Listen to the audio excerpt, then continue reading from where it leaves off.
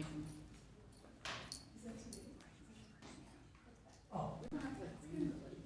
If somebody wants that.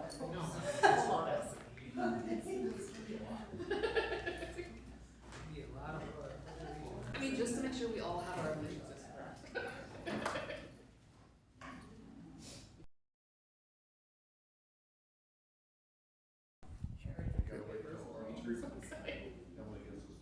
She did. I got the thumbs up from Emily, yep.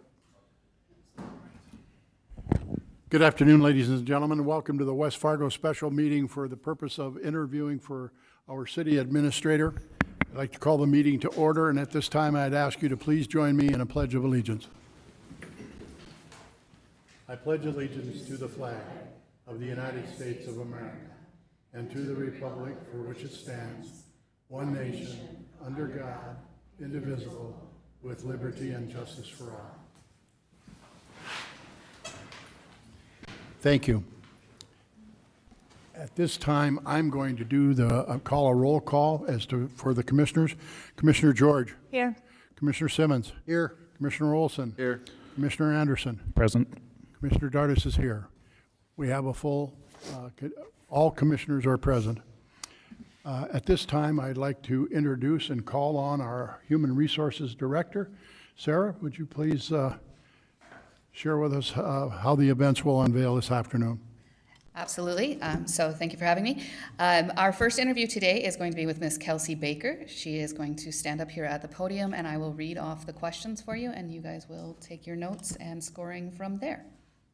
All right? Kelsey? Good evening, good afternoon, Kelsey, and welcome. Good afternoon. Thank you for having me today.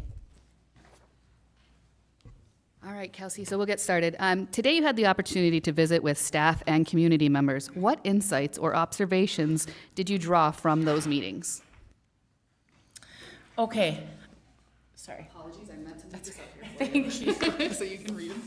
And I apologize for me to make, really hear the question, and now I can read it, but I will be looking over at Sarah, so I'll be turning back and forth quite a bit. What insights and observations, it was really exciting to see the staff. It's a really small town community feeling. There's a lot of opportunity and growth. And I think for me, that excites me to have this opportunity to be the next city administrator, because we have so many opportunities. And I can see that in the staff, that there's that drive, and that they want to succeed. And there have been some bumps in the road, but how do we mill and overlay those bumps and move forward? And that's something I believe I can help with. How will you ensure that your actions and decisions align with the best interests of the community? Share an example of a decision you made that required balancing various community needs and expectations, and how you managed to achieve the positive outcome. And I've mentioned this a lot throughout my interviews and meetings and meet and greets today with staff and the community members. And I think to have a strategic plan and a strategic vision for an organization are truly important. It sets the direction of the board. It also sets the direction for administration to fulfill those wishes of the board. And then for staff, it has some guidance for them on where their path may lead to on certain projects that they're working on. So I truly think having a strategic mindset from the top down really will help create more transparency to the public, and not only to the public but to the staff as well, because they're the boots on the ground that are doing the work. And so if we can provide some of that guidance for them, I think that will be really important. One of the examples, and I've shared with this earlier today, is when I was in Swift County, we looked at doing a jail project and more of a governmental facility for the county, which would have been a costly dollar amount for a small county. Now, it did pass by the Board of Commissioners. However, we kind of took a pause and said, is this what the community really wants? We know there's staff needs, but can the community bear this burden for the county?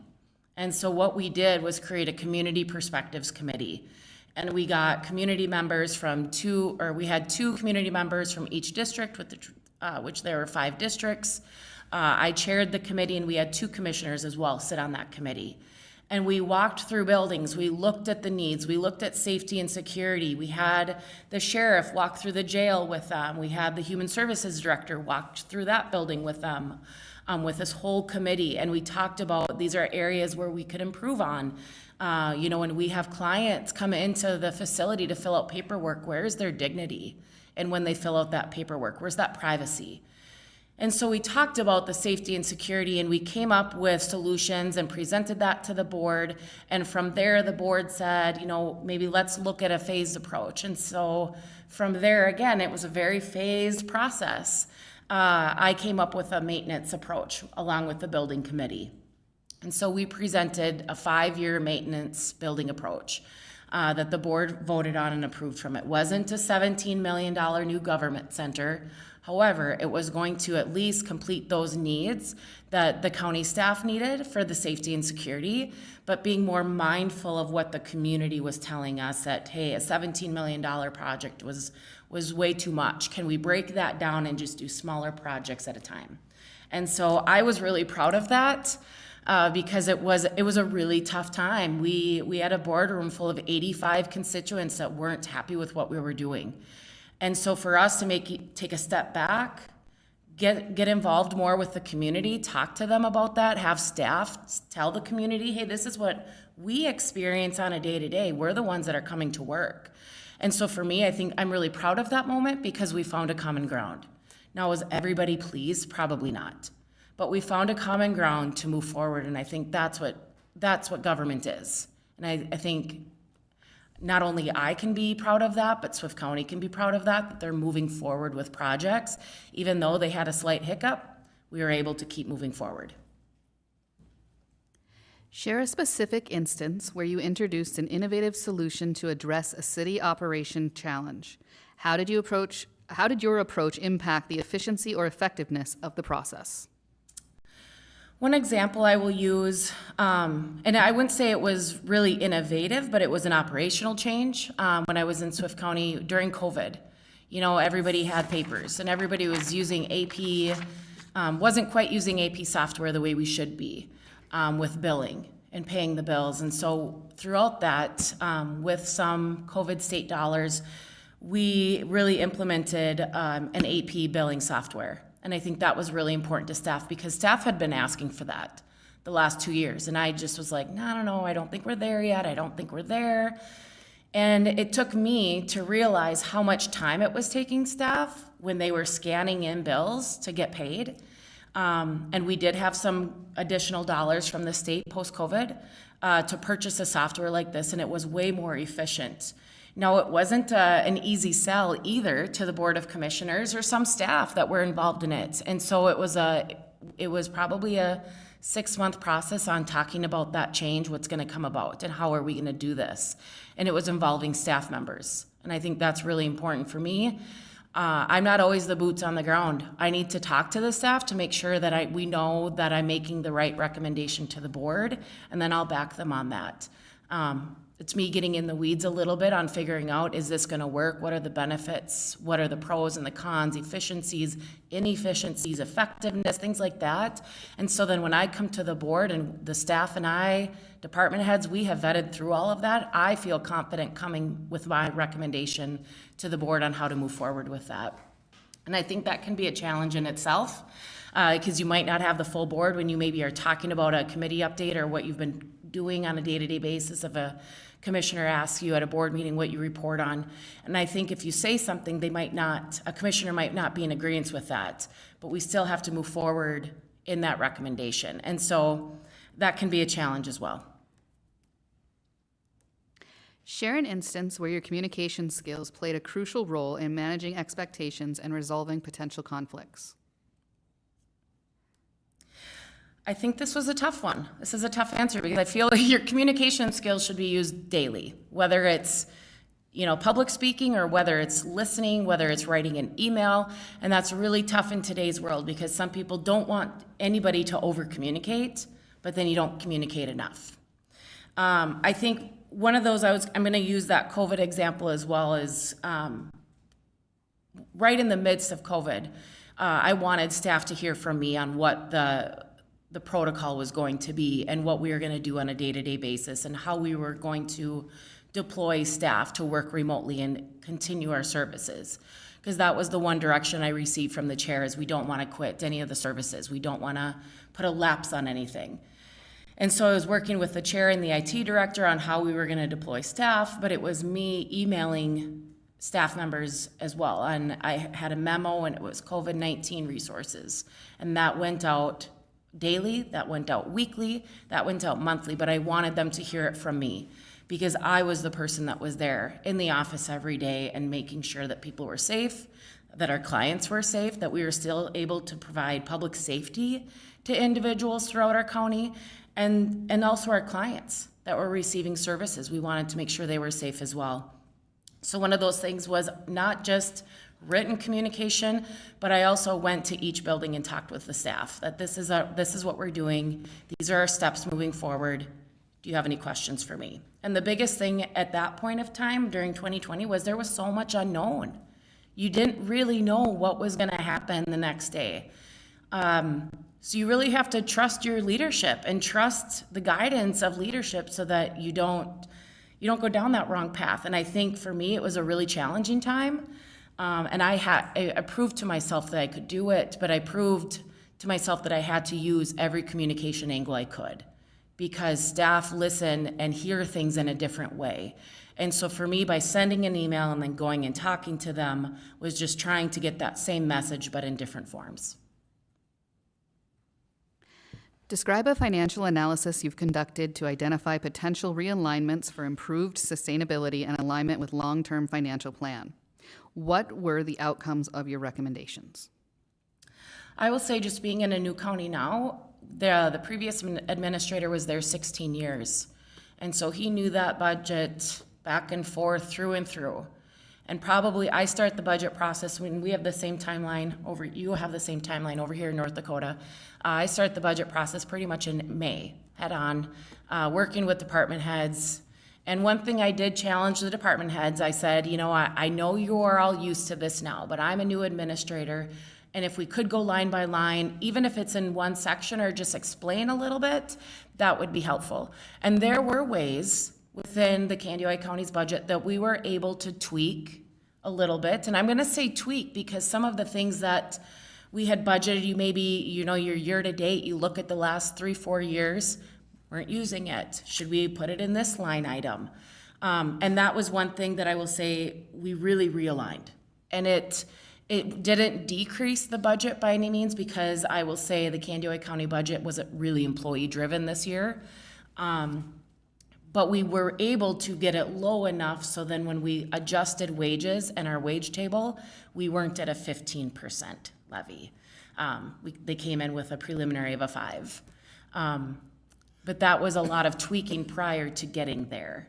And so I think that would be an example of long-term financial planning. The other thing that I try to do within the budget cycle is look at a 2-year budget. And so that's not asking the board to approve a 2-year budget cycle, but that's planning ahead.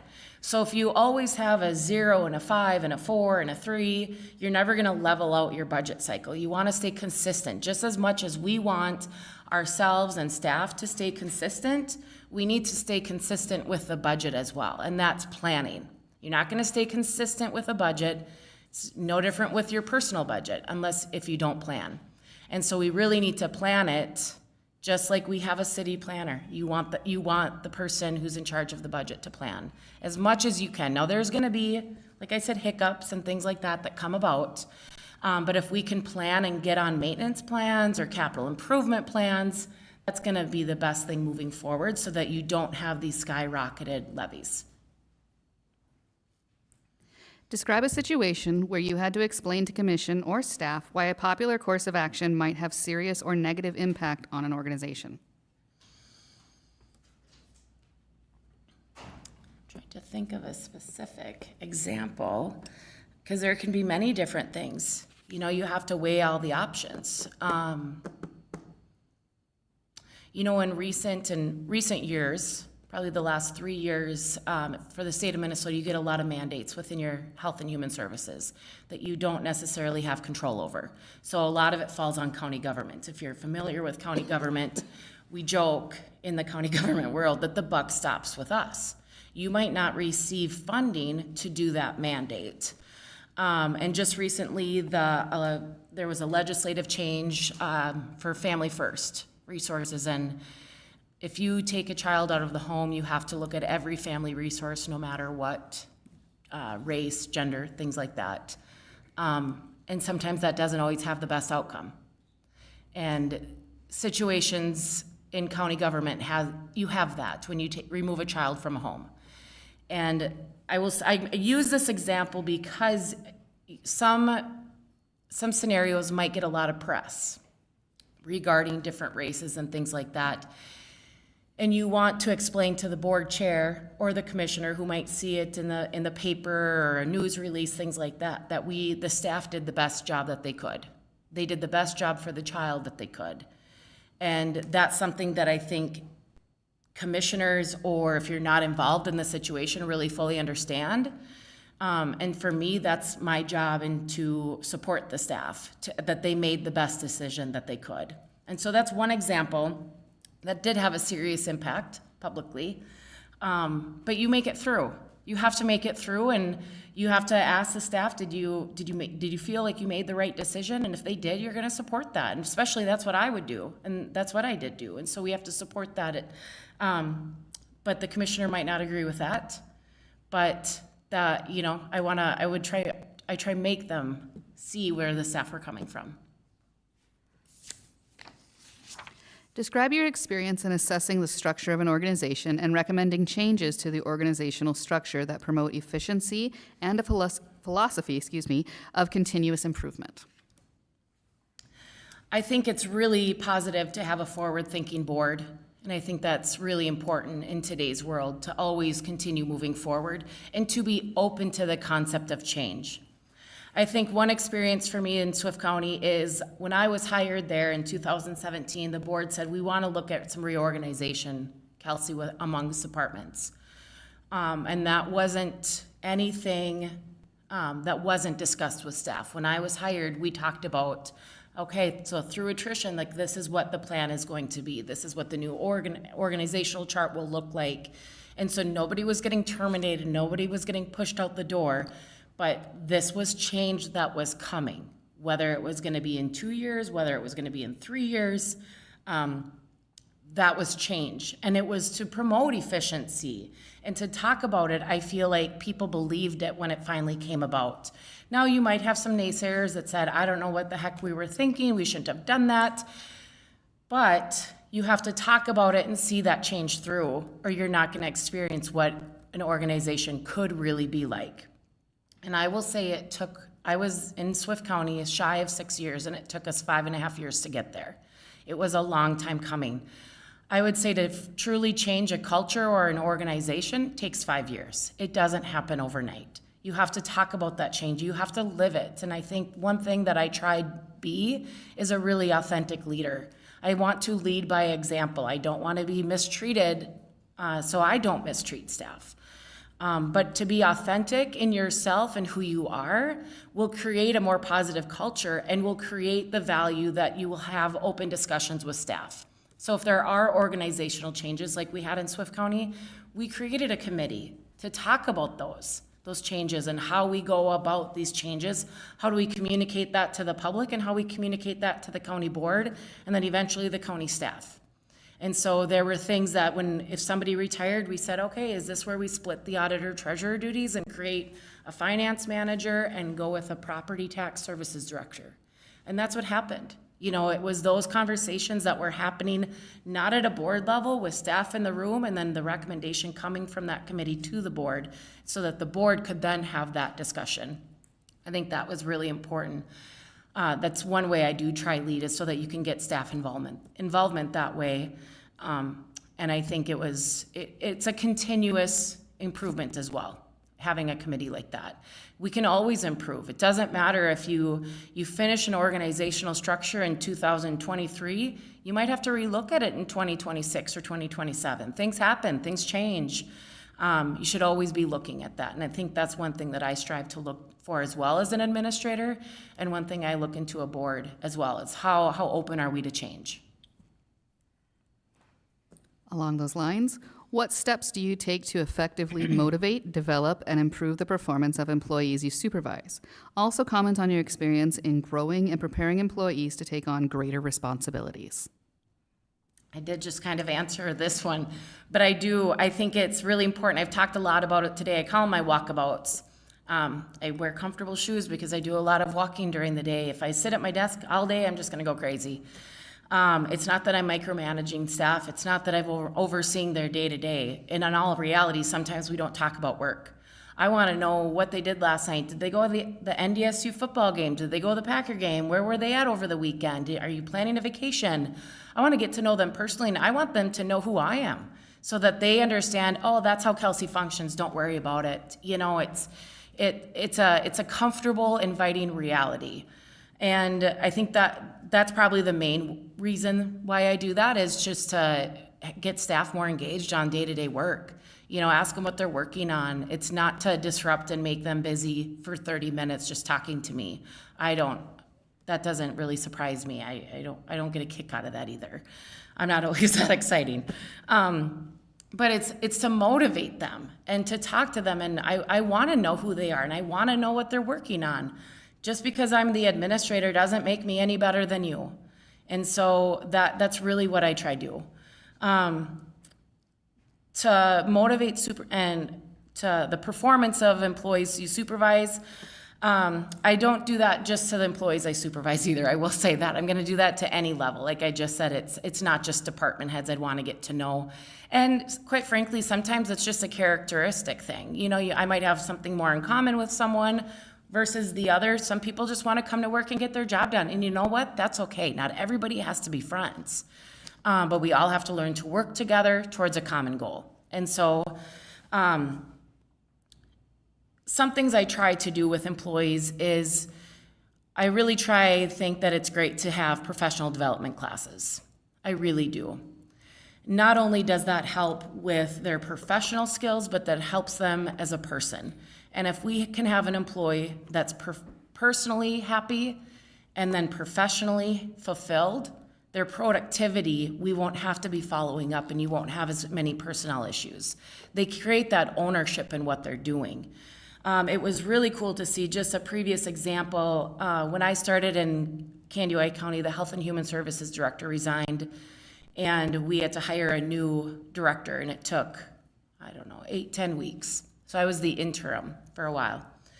And we have 14 supervisors along with doing the regular county government work as the administrator. And I would say one of the supervisors, there was a grant with one of the organizations we collaborate with and have services through.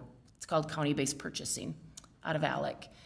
And there was a grant available for counties with this unwinding through Department of Human Services. And nobody was really stepping up to take the lead of the grant. And I said, I don't have the time to fill out this grant, but if somebody wants to do it, they can. And we talked about ideas, and we talked about different ways that we could utilize this fund. And you could get, whatever dollar amount you wanted, really. It was pretty influential. It was $2.5 million available to counties. And one of the supervisors said, I have this really cool idea about therapy sessions for children that we just, for children and foster care parents, respite care parents, and biological parents. So when we pull these children from the home or take them because of a situation, we instantly provide therapy. And I was like, I love this idea, run with it. And she wrote the grant, and we received the grant. And that was so fulfilling for me as the interim director, because she believed in everything that she was writing on that piece of paper, or I should say typing, but she believed it. And when we got the email that we were approved, I was so proud of her because she took that ownership. Nobody else was gonna step up to that plate because everybody was too busy. And I don't know if I'll ever forget that, because we are all too busy. We are all busy in today's world. We're all working sun up to sundown with our phones.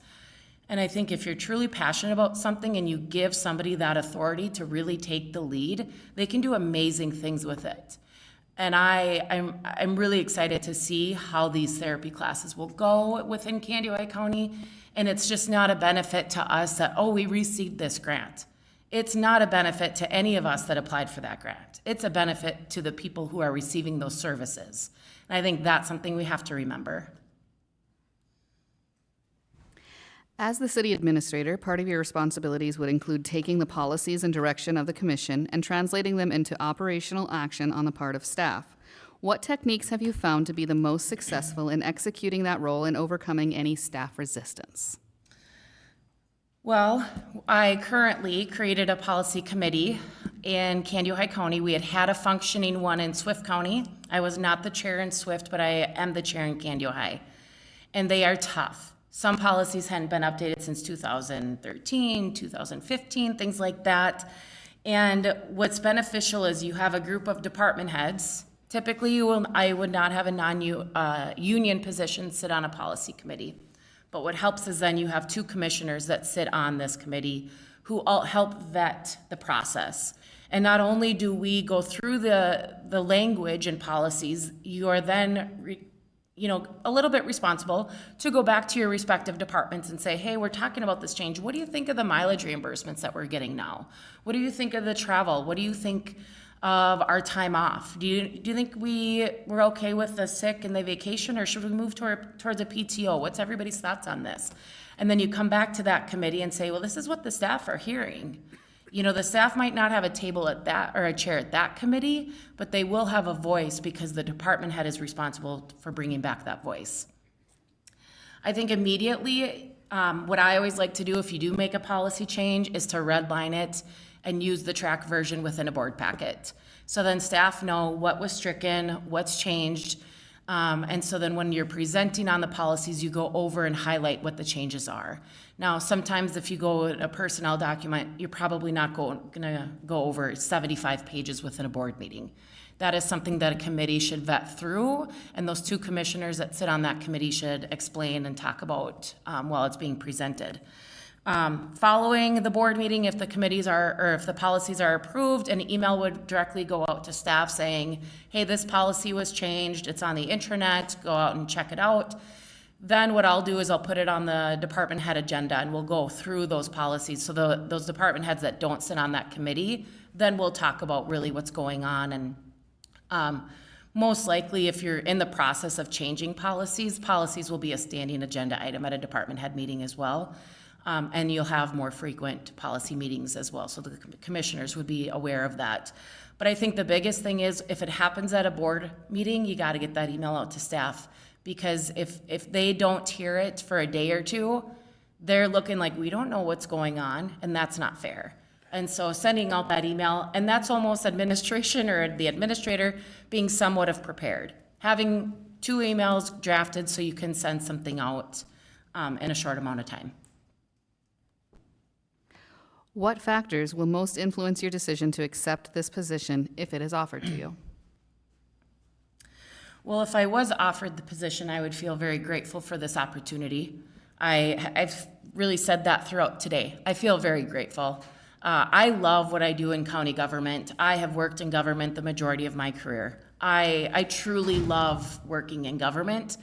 I love the process of government. I understand I know and understand what government means. And it's very different levels of government in today's world. And for what I try to do is explain that to the staff. But influential decision, I really look to the board. Am I the right fit for the city of West Fargo? And if that's the case, that I would appreciate that, and I would accept the offer. But if you don't feel that I'm the right fit to move the city forward and continue moving the city forward, I would understand that. I think I look for a strategic board. I think I look for a board that's not afraid to have a conversation, a difficult conversation, a conversation of conflict, and to have the dialogue around change and what that means. Having those difficult conversations is not a bad thing, but being respectful when we do it. I feel that we've all earned the right to be here. You were all elected into these positions. I feel that my credentials and my experience, I think to have that respectful conversation, to me at this point in my life is truly important as well. And And if I respect you, I would hope I would receive that respect back. But like I said, I think this has just been a really fun opportunity. All day has been fun. All right, Ms. Baker, what questions do you have for us? Or would you like to make a closing statement? I don't have any, I came with questions this morning, and they have really pretty much been answered by your staff. And I would tell the board, you have phenomenal staff. You have the HR generalist I spent today with, I want to take her with me. And we said that today. I won't. But it was so fun just getting to visit with her on different things. And she was so knowledgeable for an employee of being with the city for 2 years. It was really fun to visit with her all day. And the staff, Sarah, everybody has been extremely helpful. So the questions I did have all been answered, which I think is a reflection upon the board to be hiring good staff, to put people in the spots where they need to be. So if I can, just make a closing statement, like I've said all day, I am extremely grateful for this opportunity. I went into this just I wanted to enjoy the experience, because lots of times you get caught up thinking what's gonna happen, and I told myself I'm not gonna do that. I'll think about that at 6 o'clock tonight.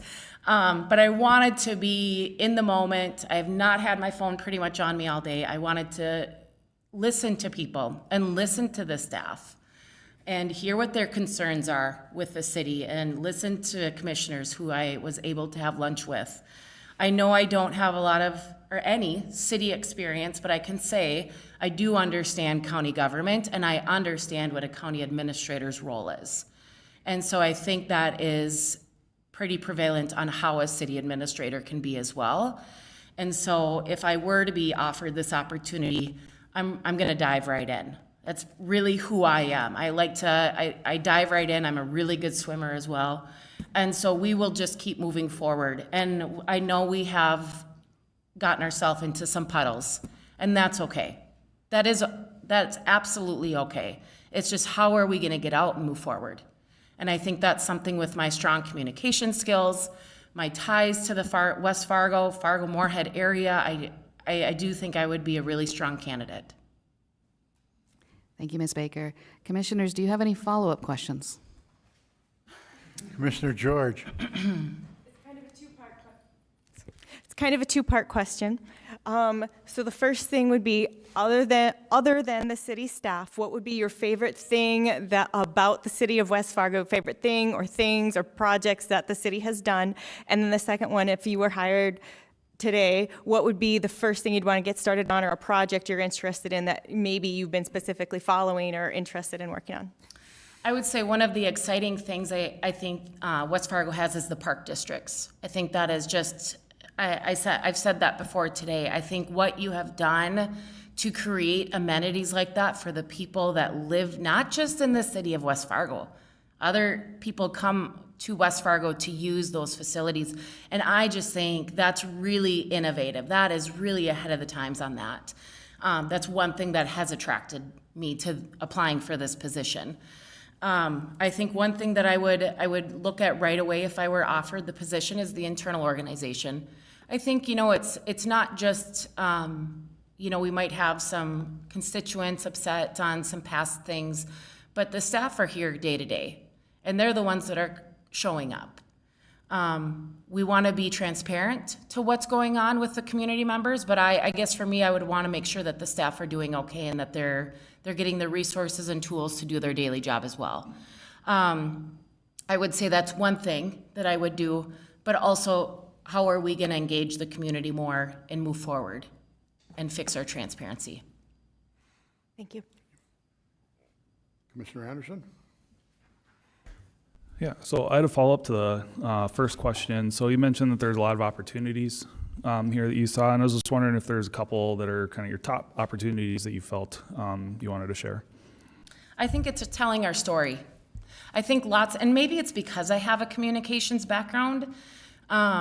It's one thing I tried to do in every governmental organization I've ever worked in, is a lot of times us as government entities, we don't pat ourselves on our back enough.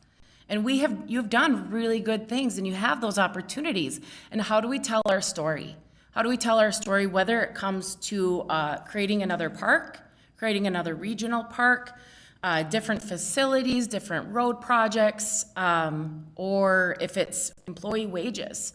How do we tell our version of that story in a positive way to communicate to the public on this is what we've been working on, this is what's going to be coming ahead of us?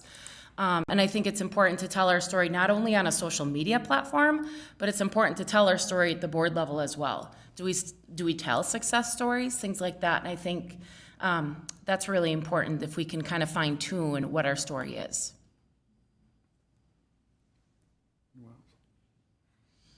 Anything additional, Commissioners?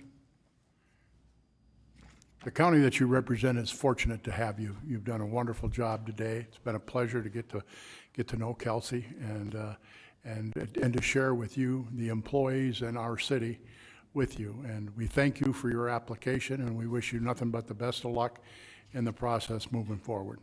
Thank you. Thank you so very much. Thank you.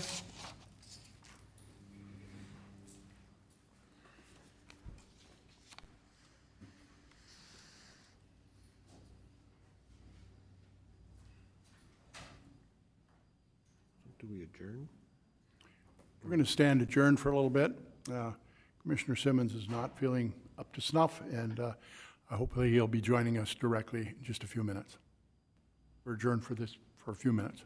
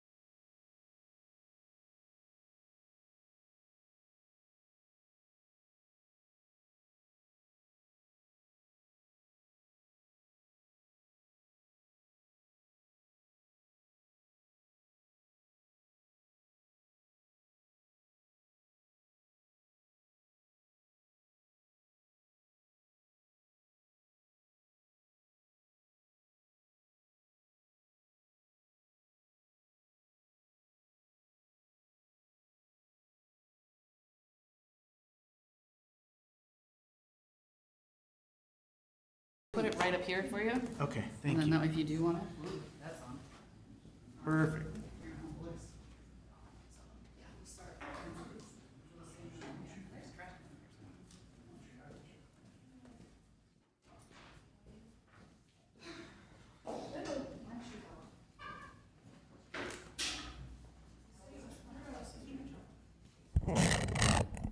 Good luck. Thank you. I appreciate that. If I say anything correct, just pull your ear or something. Less subtle if they say anything incorrect, or just take it. Bye-bye.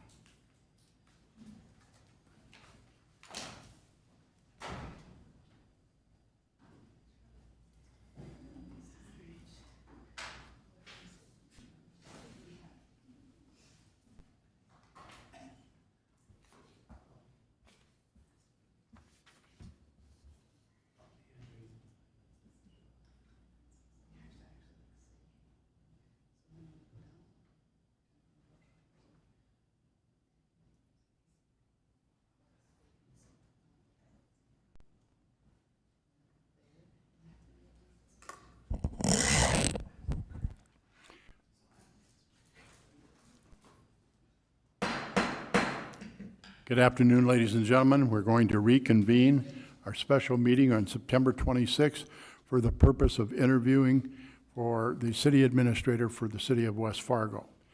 At this time, I will again turn it over to our HR director, Sarah.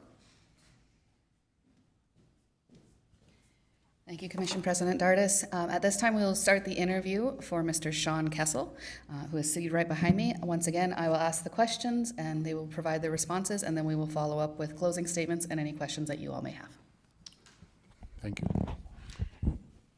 Good afternoon, Sean, and welcome. Thank you very much. Appreciate that, Commission President Dardis and commissioners, and the public watching.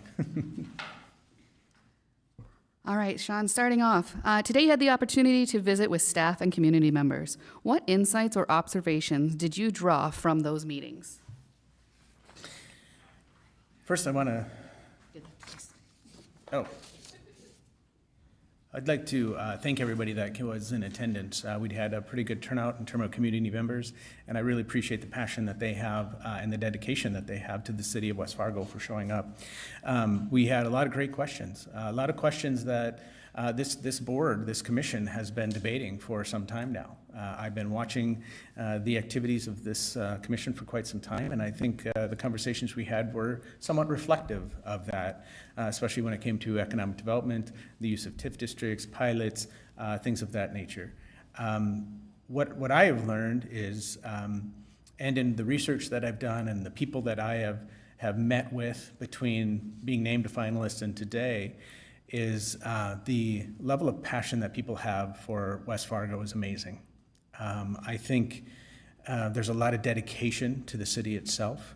And from the staff specifically, they want to do the right thing.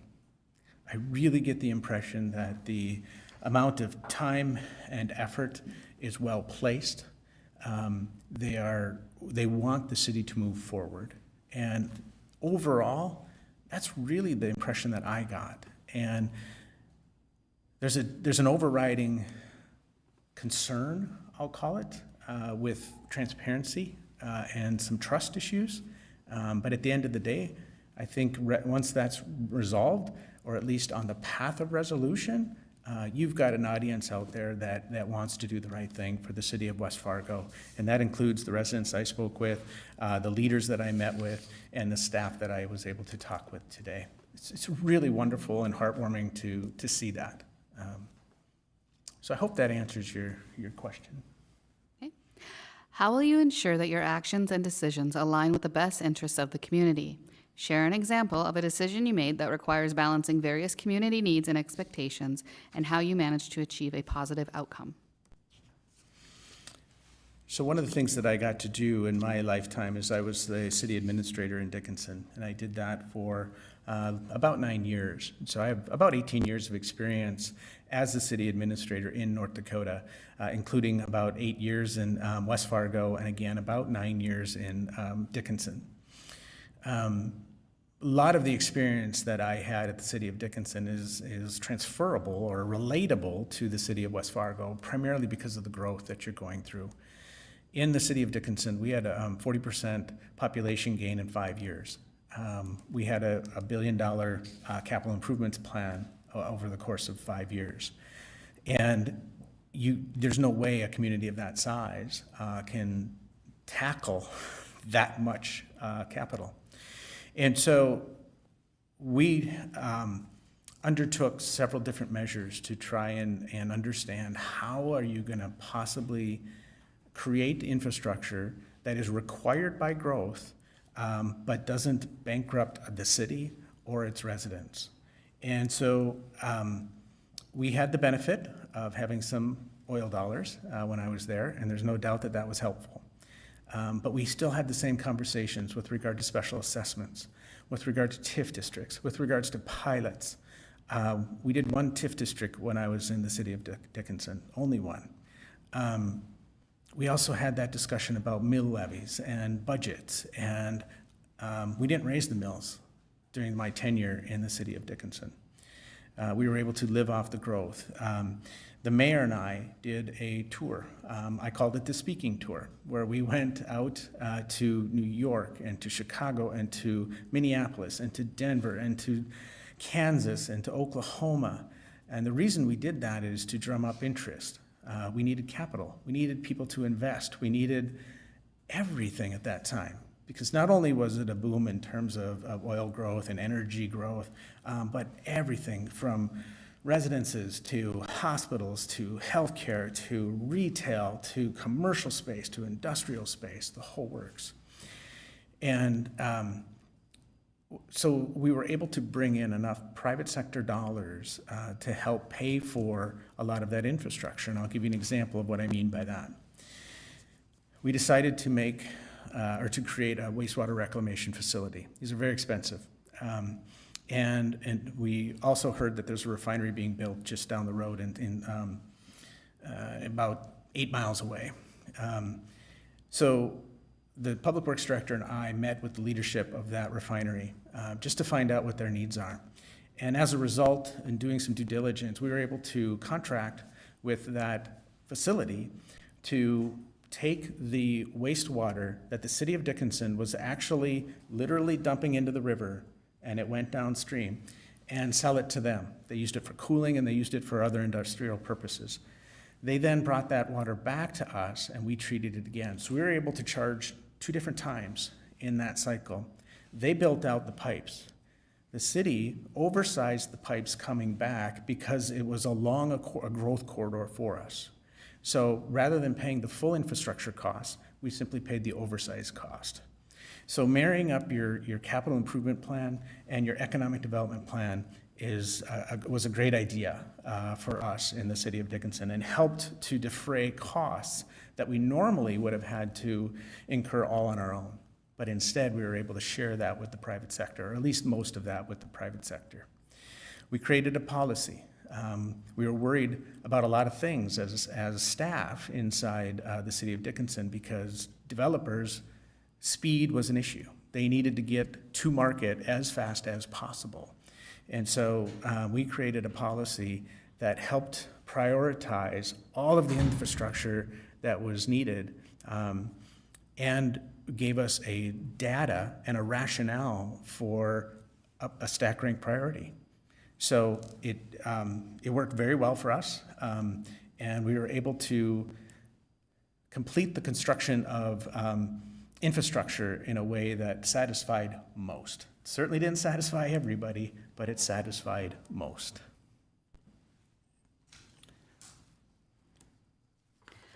Share a specific instance where you introduced an innovative solution to address a city operation challenge. How did your approach impact the efficiency or effectiveness of the process? Thank you. I'm going to go back to Dickinson again. The staffing demands in Western North Dakota at that time were absolutely tremendous. We all know there's a workforce shortage today that's impacting everyone, including the city of West Fargo. we were actually having our solid waste collection folks being stopped on the streets and offered jobs while they were actually doing their job. It was, if you had a CDL, you were in demand in the city of Dickinson. Our police department, same way. Security staff out there was also high in demand. So that we could try to minimize turnover, because we couldn't compete with the wages that oil companies or oil service companies provide. We just weren't able to do that. But what we were able to do is develop a program we called skill-based pay. Skill-based pay was a additive to your base wage. So when it started, it was $1 an hour and 50 cents an hour.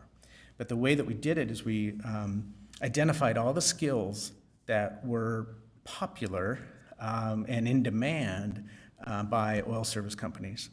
And we married up those skills with all the job descriptions within the city of Dickinson. And we identified those jobs that were the most at risk.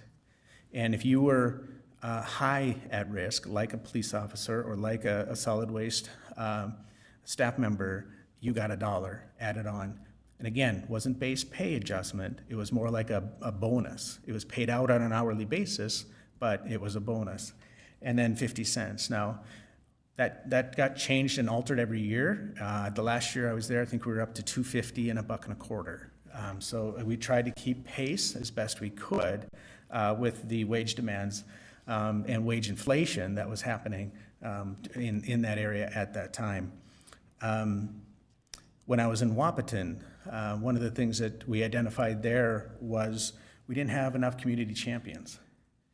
Every community needs as many community champions as they can possibly get. People to run for church board, people to take on special projects, people to fill middle management roles at businesses in town.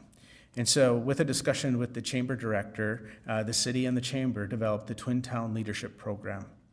We took on about 16 people every 6 months. We developed a curriculum that was both skill-based and exposure-based. And what I mean by that is 8 weeks were spent on, here's the operations of the city. So we had the police chief come in, we had the fire chief come in, we had the finance director come in. You know, we basically gave an exposure to how the city worked. And then the rest of the days were based on skill development. So we specifically worked on skills that were needed in leadership capacities throughout Dickinson. Our hope at the end of the day is all these folks would then volunteer for church boards. They would volunteer for or they would run for elected positions, or they would take on special projects within the community. We wanted to allow them to create roots in the community as fast as possible so that they were more likely to stay in the community longer. So those would be two specific incidences where working with others and some ingenuity was at play. All right. Share an instance where your communication skills played a crucial role in managing expectations and resolving potential conflicts. So while I was the city administrator in Wapaton, we had a city commission, well, actually city council. They were not a council or commission form of government. We had an offsite. The whole goal of the offsite was to determine city commission priorities. So we had all of the department heads and all of the commissioners offsite in a neutral setting, and we sat down together and brainstormed ideas and thoughts about what do we want as city goals? Where should we go? The time frame was 2 years. And so everybody was throwing out their ideas. It was we wrote them all down. Once that was complete, we then started the process of making sure if there was any like goals that we paired them up and made sure the language was okay. So then we got it down to a reasonable number that everybody was satisfied with. We then had everybody vote. Everybody had 10 stickers. They went up and placed their stickers on the things that they thought were the most important and worth pursuit and worth resource. And you could put all your stickers on one, or you could put one sticker on 10. It was all totally up to you how you wanted to do that. At the end of the day, we had a list of priorities. The council members at the time selected the cutoff. So was it top 3 or top 5, top 10? And I think we went with the top 3. And after that, I thought everything went well, it went smoothly. We achieved our goal of having citywide priorities that were endorsed by the the council. And then I met with one of the council members about 2 weeks later, and I was just following up, making sure that, hey, what'd you think of the process? How can we do this differently next year? How can we improve? What did you think of the end result and the goals? And he said, well, those aren't my goals. And I said, oh, could you expound on that? I'm not sure, I don't understand how come they're not your goals. You got a chance to vote, you were there. And he said, yeah, I was, but you also let all of the staff vote. And they're not my goals. They're not the city commission goals. They're goals for the city, but so I learned a lesson. You guys are elected for a reason. You set policy, the staff doesn't. And it was my first time as a city administrator, and it was a really good lesson for me to learn. So I've approached processes like that much differently in the future because it really need to respect the role of all of you and of staff members. Describe a financial analysis you've conducted to identify potential realignments for improved sustainability and alignment with a long-term financial plan, excuse me. What were the outcomes of your recommendations? So one of the things that we did in Dickinson is we tried to do a 3-year budget. We only adopted 1 year, but we created 3 years. The reason that we created a 3-year budget was to understand the impacts of the budget that was adopted. You could project out a little bit what revenue streams were expected to go up or to go down, and the same with expenses. When I started in the city of Dickinson, we didn't have a planner, we didn't have legal, we didn't have a lot of departments that we had to create, IT, for instance. And so by using a 3-year plan, we were able to incorporate and create these much needed departments and bring them on in a timely fashion. The commission agreed, and we did end up we went in-house with legal. We hired a planner. In fact, we hired 2 planners, and we contracted out part of that time with the county for some of the planners' time, and we hired an IT specialist for the community. After the initial 5 years of growth, the city of Dickinson was the second fastest growing small city in the United States for 2 consecutive years. After that initial period kind of slowed down, the need for some staff was diminished, and planning was one of them. And so I had regular meetings with the county auditor, and we talked about that because their needs didn't go down as much as the cities did. So what we ended up doing is changing the employment of the second planner. So they became the employee of the county instead of the city, and we contracted back about 20 to 25% of the time. So we right-sized planning for both the city and the county by working together. And there's a lot of other examples of financial infrastructure that I could go into. Could you repeat the question again? I'm not. Sure. Describe a financial analysis you've conducted to identify potential realignment for improved sustainability and alignment with a long-term financial plan. What were the outcomes of your recommendations? Yeah, I think I'll leave it at that point. Thank you. Okay. Describe a situation where you had to explain to commission or staff why a popular course of action might have a serious or negative impact on an organization.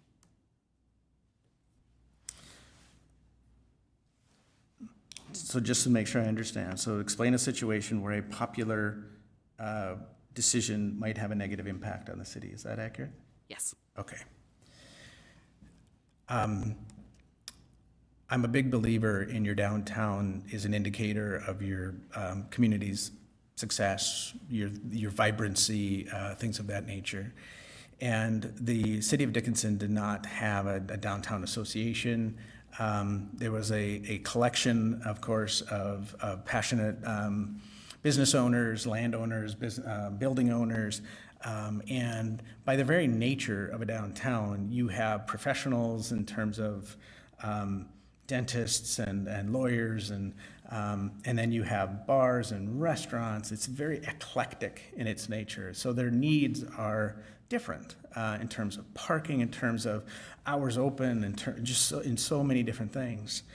And so I advocated internally, I advocated within the city that a downtown association be created. And it did get created. And we started to pursue a downtown living room, for lack of a better word, kind of like the POW Plaza, something like that. A place where you could hold community events, a place where the community could come together and just enjoy the days. The difficulty in that was the eclectic nature of the people it would try to serve. The Downtown Association worked for about 6 months, and then it started not to work. And the reason it started not to work is they couldn't find a model for a sustainable financial model. The city at the time provided $40,000 for 2 consecutive years to try to get them off their feet, give them some dollars to hire a director or some staff, and they came back year 3 and they came back year 4 because they couldn't find a membership model that worked, because it was seen as competition to the chamber. And so that agency has since dissolved and is no longer functioning. I will say that they did get the downtown living room done, but now they don't have anybody to plan it. They don't have, or anybody to create events to utilize that to its maximum capability.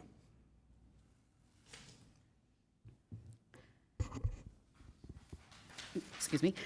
Describe your experiences in assessing the structure of an organization and recommending changes to the organization structure that promote efficiency and a philosophy of continuous improvement. Yeah, that's a great question. And I started down that path a little bit by suggesting that, when you took a good review of the city of Dickinson, there just wasn't the subject matter experts on staff that we really needed at the time. Based on that growth, we didn't have planning, we didn't have legal. We had legal, but it was in a different capacity, and we didn't have IT. So we went down the road of hiring all of those folks. The challenge with growth is it doesn't come in nice little neat packages of 40-hour FTEs. It happens much different than that. And so when do you pull the trigger on this staff or that staff? That's very difficult. And at the time we had a volunteer fire department. We had, or predominantly volunteer. There were 35 volunteers, and I think we had 5 paid staff at the time. So the challenge there was building out that paid staff. Because of the response times that were required, we built additional fire stations, and so we had to make sure that those were staffed as well. So again, it just doesn't happen neatly. So we continually were trying to evaluate the best way to meet the needs, utilize our partners in helping us meet those needs, and minimize the amount of expenses incurred on behalf of the city itself. So in terms of keeping them happy, I think what was part of your question is I really believe in work-life balance. I believe that your employees are your number one asset in your community. Workforce is an issue all over the place. And making sure that you recognize any issues that employees have in specific departments and addressing those as soon as possible, I think is really important. I think investing in managers is really important. People don't quit your organization, they quit their managers most of the time. So investing in your managers to make sure that they are learned, that they are sharing and passing information down to staff members that's appropriate, using the communications department to create talking points if if something comes up at a grocery store and you have a citizen that is asking a question. My understanding right now is there's no all staffs going on in the city of West Fargo. I think there's an opportunity there to have at least 3 or 4 all-staff meetings every year to talk about these kinds of things. So they're they're educated on things that are going on. So I really believe in empowering the employee. And maybe that means you create a committee that's made up of employees, not division directors, but employees from all other levels of the organization. So they have some input and some say into what happens. Maybe they're the ones who put together events that all other cities can participate in. Maybe there are fun things that happen at the all staff so that they're meeting people from other departments and they're comfortable. There turns around that potential idea of, I really love it here. I'm engaged. I want to be within the city. I'm proud to wear my logo out in the public. So I really believe that your employees are your number one assets, and we need to do everything we can to make sure we're hiring right, we're trying to engage them, then that they're resourced appropriately to do their jobs. You're going to enjoy the next one then. What steps do you take to effectively motivate, develop, and improve the performance of employees you supervise? Also, comment on your experience in growing and preparing employees to take on greater responsibilities. Can I say see above? It wasn't written.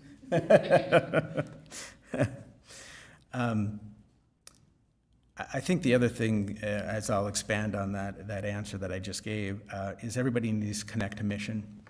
As you provide the policy and the priorities for the city, every employee should be able to connect to that in some way. You can do that using performance evaluations. I believe that's a great way to do it. I think evaluation should happen at least annually. I think that the goals that are created need to attach themselves, so department heads need to find goals that attach to the city commission goals.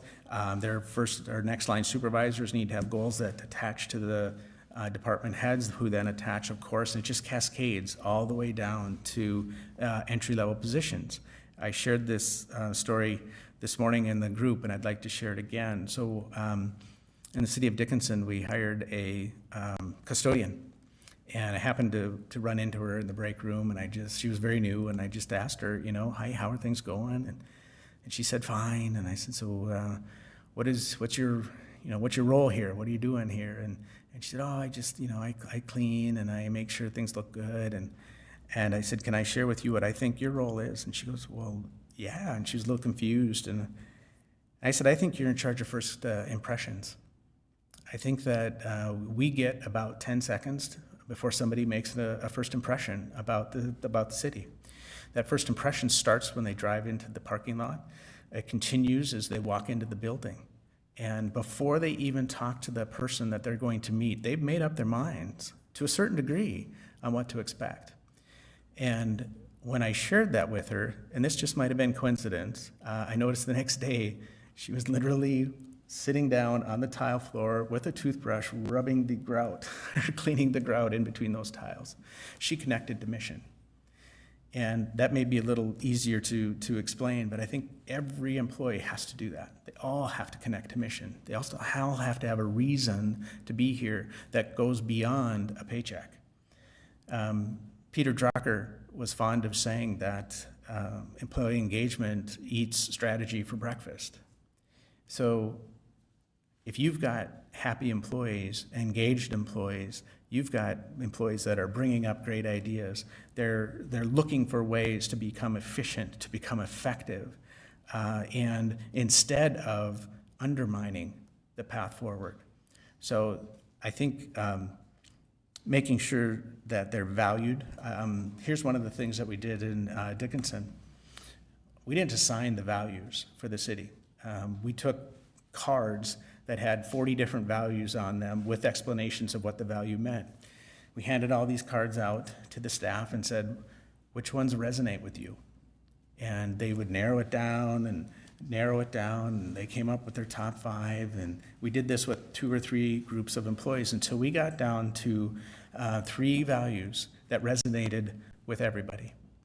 That's how we set values for the city. We didn't say, hey, here's your values, by the way. They chose the values that they wanted to ascribe to. And I think that was a powerful session. And then we had all staffs to back them up. And we had one-on-ones. So I'm really an advocate of having one-on-ones with your direct reports. 20 minutes, talk about their goals that they have set. I think everybody should have at least 3 goals, 2 of them related to their work, and 1 of them related to their learning journey. What are you doing to better yourself in your role? And it cannot be, I'm going to attend this class, or I'm going to attend this training. Attendance is easy. It's about implementing what you've learned. So if you're going to attend something, your goal needs to be around how you're going to implement what you learned while attending. I was very excited to see Commission President Dardis at the League of Cities. I know he's attended those in the past. I hope that all of you get an opportunity to attend those in the future, because I think they're wonderful learning opportunities to be exposed to a great many things, and sometimes they have training on employee satisfaction and such. So hopefully I added enough. As the city administrator, part of your responsibility includes taking the policies and direction of the commission and translating them into operational action on the part of the staff. What techniques have you found to be most successful in executing that role and overcoming any staff resistance? The city of Dickinson won several awards. They were Livability.com's Best Small City, I think in 2017. Money Magazine, they were the sixth best city. I don't recall all of them or even the years. But the reason that the city won these awards was not because of anyone's individual effort. Wasn't because of the commission president. Wasn't because of the city administrator. What it was, the reason was, it was the alignment. It was the alignment that the city commission had with the city staff. It was an act as one. And there shouldn't be surprises. We shouldn't be bringing things to you that surprise you. We should be bringing things to you that contained a recommendation to move forward. That recommendation should include both the negatives and the potential positives of that recommendation and alternatives. So what are other cities doing? Well, here's their policy. This is why we're endorsing that or not endorsing that. They say imitation is the sincerest form of flattery. I would agree, except I think you have to add adaptation to that. I don't think adopting something from another community as it's written is the right way to go. I think you have to review that and adopt it for your situation. So being connected and having a strong and diverse professional network is important so that you can obtain information from others. But in my role, assuming I would be city administrator, is to not only be that advisor, that helper, but once you've made a decision, everybody needs to get behind that decision. The decision's been made, so now we move forward. We move forward with the direction of the city commission. And we're not going to spend time on negative energy saying, I wish. It's about getting behind the decision was made and putting all our efforts to making that successful. What factors will most influence your decision to accept this position if it is offered to you?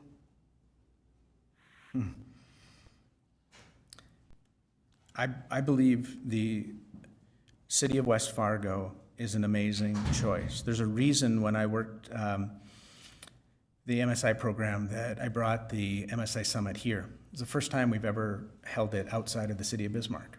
So there was a reason why we made that choice. I believe that the fundamentals in the city of West Fargo are absolutely amazing. You're poised for success. You've had a lot of success. I think that can and should continue. I think there's certain trust and transparency issues that are transitory. I believe that you're on the path of helping to alleviate those, and I think we need to continue on that path. I believe, if I didn't believe that, I wouldn't be here. Because of the public nature of this position, I've had to talk to certain people beforehand. And my supervisor knows. I've talked to the governor's office, and I've talked to others. So it's a risk for me to even apply for a position like this. But I believe in the community, and I believe in the future of the city of West Fargo. So for me, the decision to potentially accept an offer,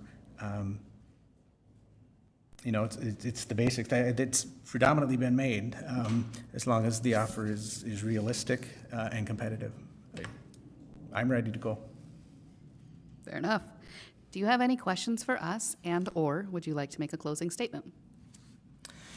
I had the opportunity to ask a lot of questions today, which I really appreciated, and I had a lot of great answers. So I don't think I'm going to ask any more questions, but I would like to take the opportunity for a closing statement. I think one of the things that sets me apart from other candidates today, and I'm so glad that you had such a plethora of candidates interested in the position, totally not surprised. Like I said earlier, the city of West Fargo is a great community. I've been in the seat, I've been in the chair for 18 years, and not all of those years have been in North Dakota. Half of those years were in a community not far from West Fargo, and half of those years were in Western North Dakota. That has allowed me to build up a network I think is second to none. The people that I've been blessed to know throughout my life, and the ones that sit in positions of authority are still there. I sit on the Urban Roads grants. I've handed out millions of dollars to communities like West Fargo since my employment in Dickinson. I was on the League of Cities board for years, the North Dakota Insurance Reserve Fund board for years.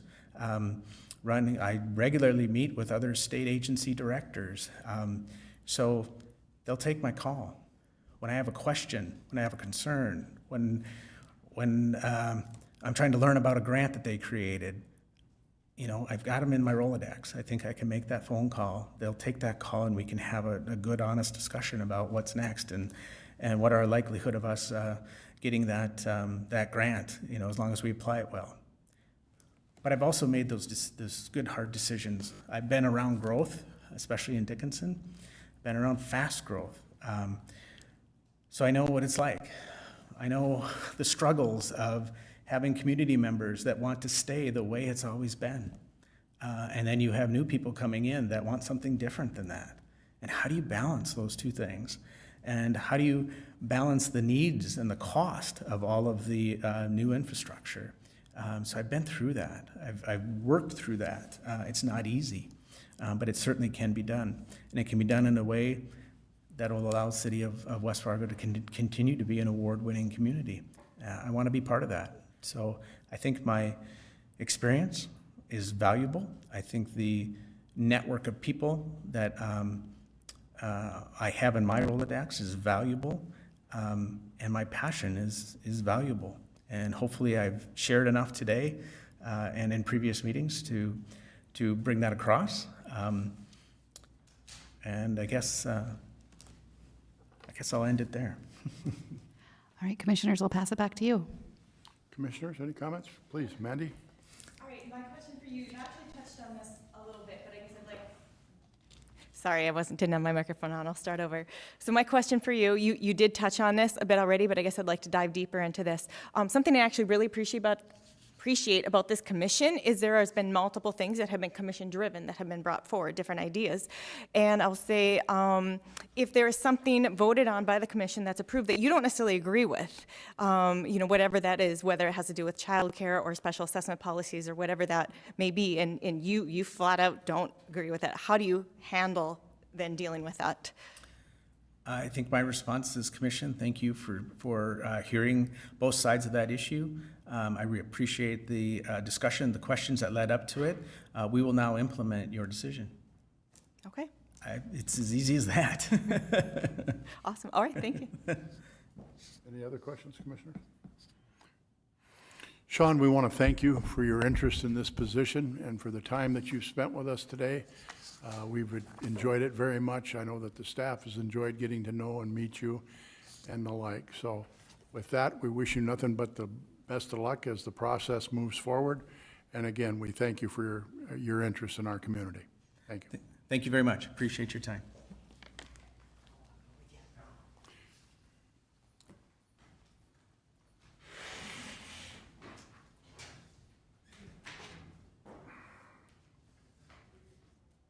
At this time, we will again move into recess.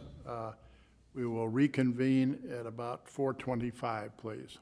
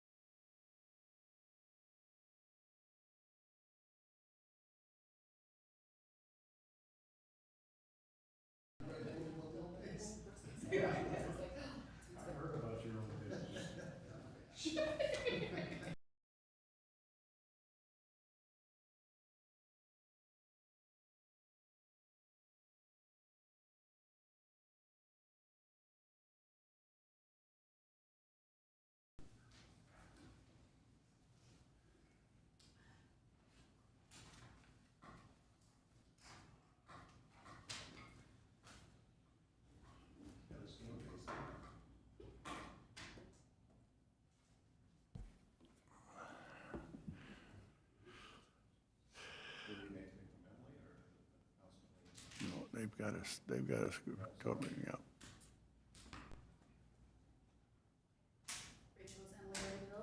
Okay. 1 minute. There she is. I just got my.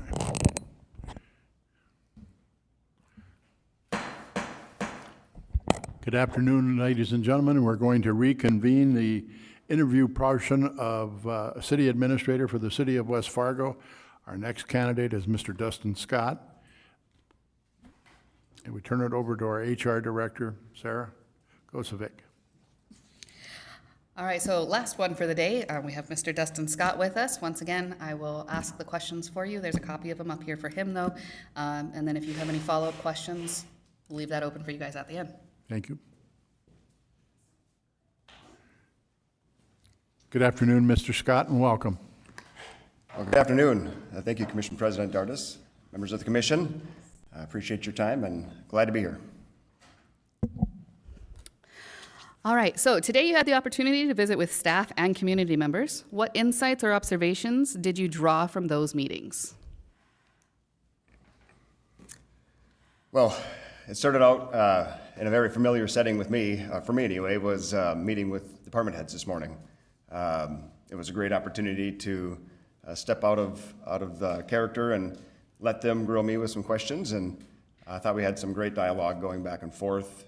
It was very inspiring to see their commitment and their passion to look into the future as the city is now looking for a new city administrator.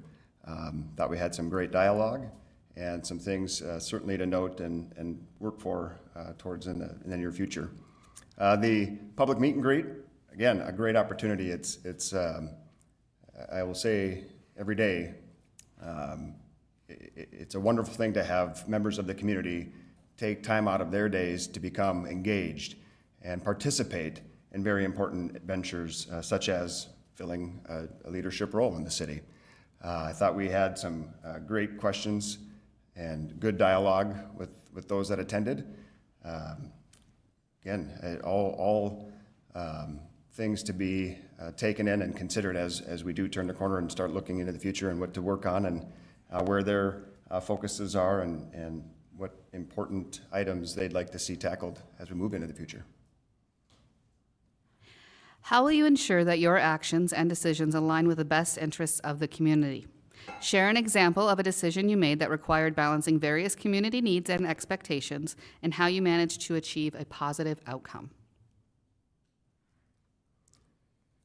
Well, for starters, my actions and decisions really, and I believe I said this during the public meet and greet, my personal investment into policy directions or projects or the visions of West Fargo, it's not about what my personal interests are.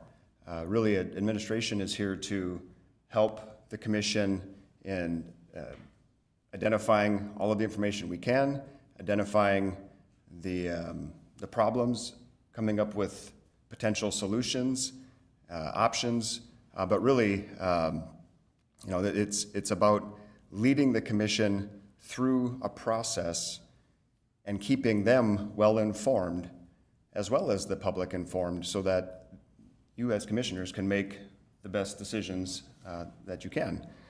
And so really, I feel like if you can stick to that mindset and keep, as staff, if we can keep our personal investments out of these things, provide the commission with the best information, that's really going to set us up for success moving forward because this is where it's all about.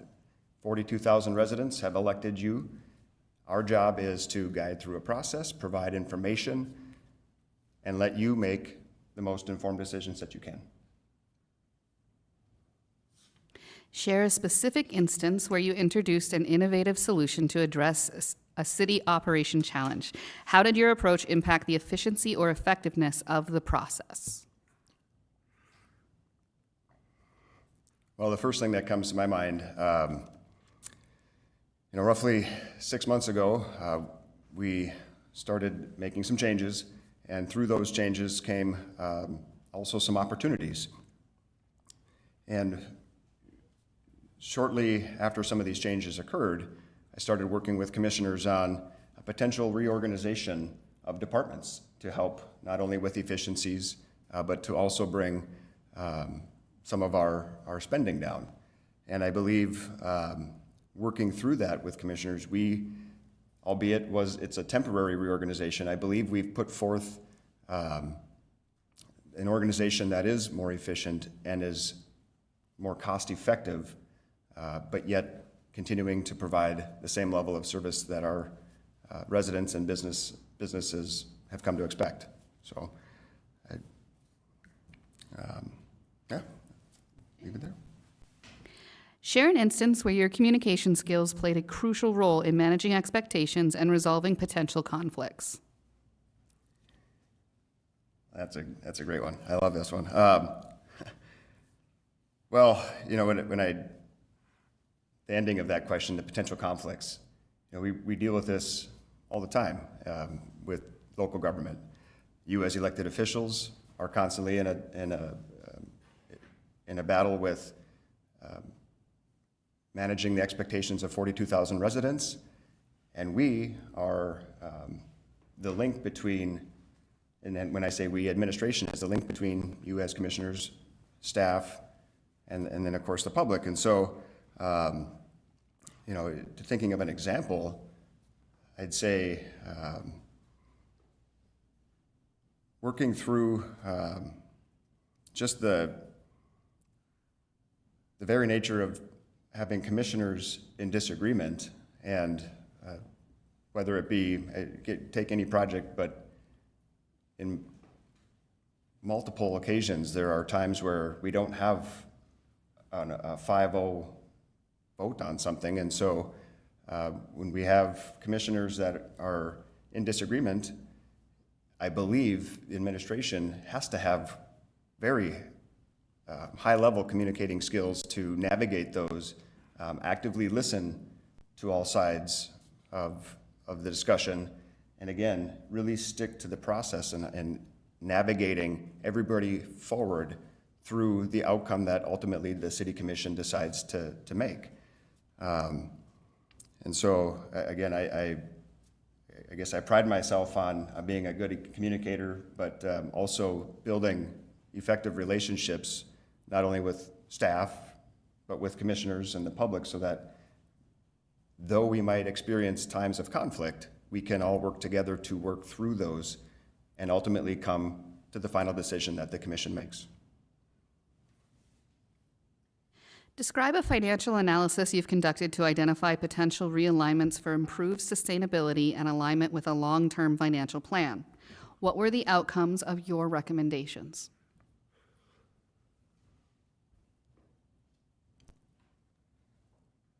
Well, I dig back into my engineering days, and when we first brought a capital improvement plan before the city in 2020, that was really the first time we took a crack at the funding strategies within a capital improvement plan, and had a lot of focus on trying to minimize the use of special assessments, maximizing our efficiencies with the dollars that we have come in with capital improvement sales tax, but also looking for other funding sources to help finance our projects. And so behind the scenes, there was a lot of effort done with staff, and I'm proud to have led that effort to put together all of the options and information for commissioners to understand not just the priorities and the needs of our capital improvements, but what are the funding strategies to implement those improvements throughout the city, all while trying to be very responsible to the city taxpayer dollars. So, and I believe we've continued to work to improve that. And in 2022, 2 years later, we built on that. And at that time, we had the commission had implemented a funding strategy to minimize the use of special assessments. And in looking through the prior years of capital improvement plans, we've really come a long way in trying to develop those strategies of minimizing special assessments, affording the capital projects and needs that we have, and searching for outside alternatives to really be efficient with the work that we need to do. Describe a situation where you had to explain to commission or staff why a popular course of action might have a serious or negative impact on the organization.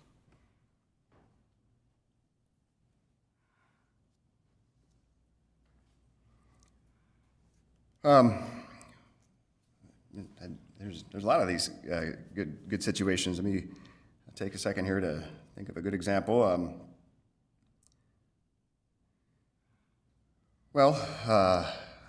going to bring up our budget in 23, or our 24 budget. So we've been going through the budget process. We're getting near the end here, but I'll tell you the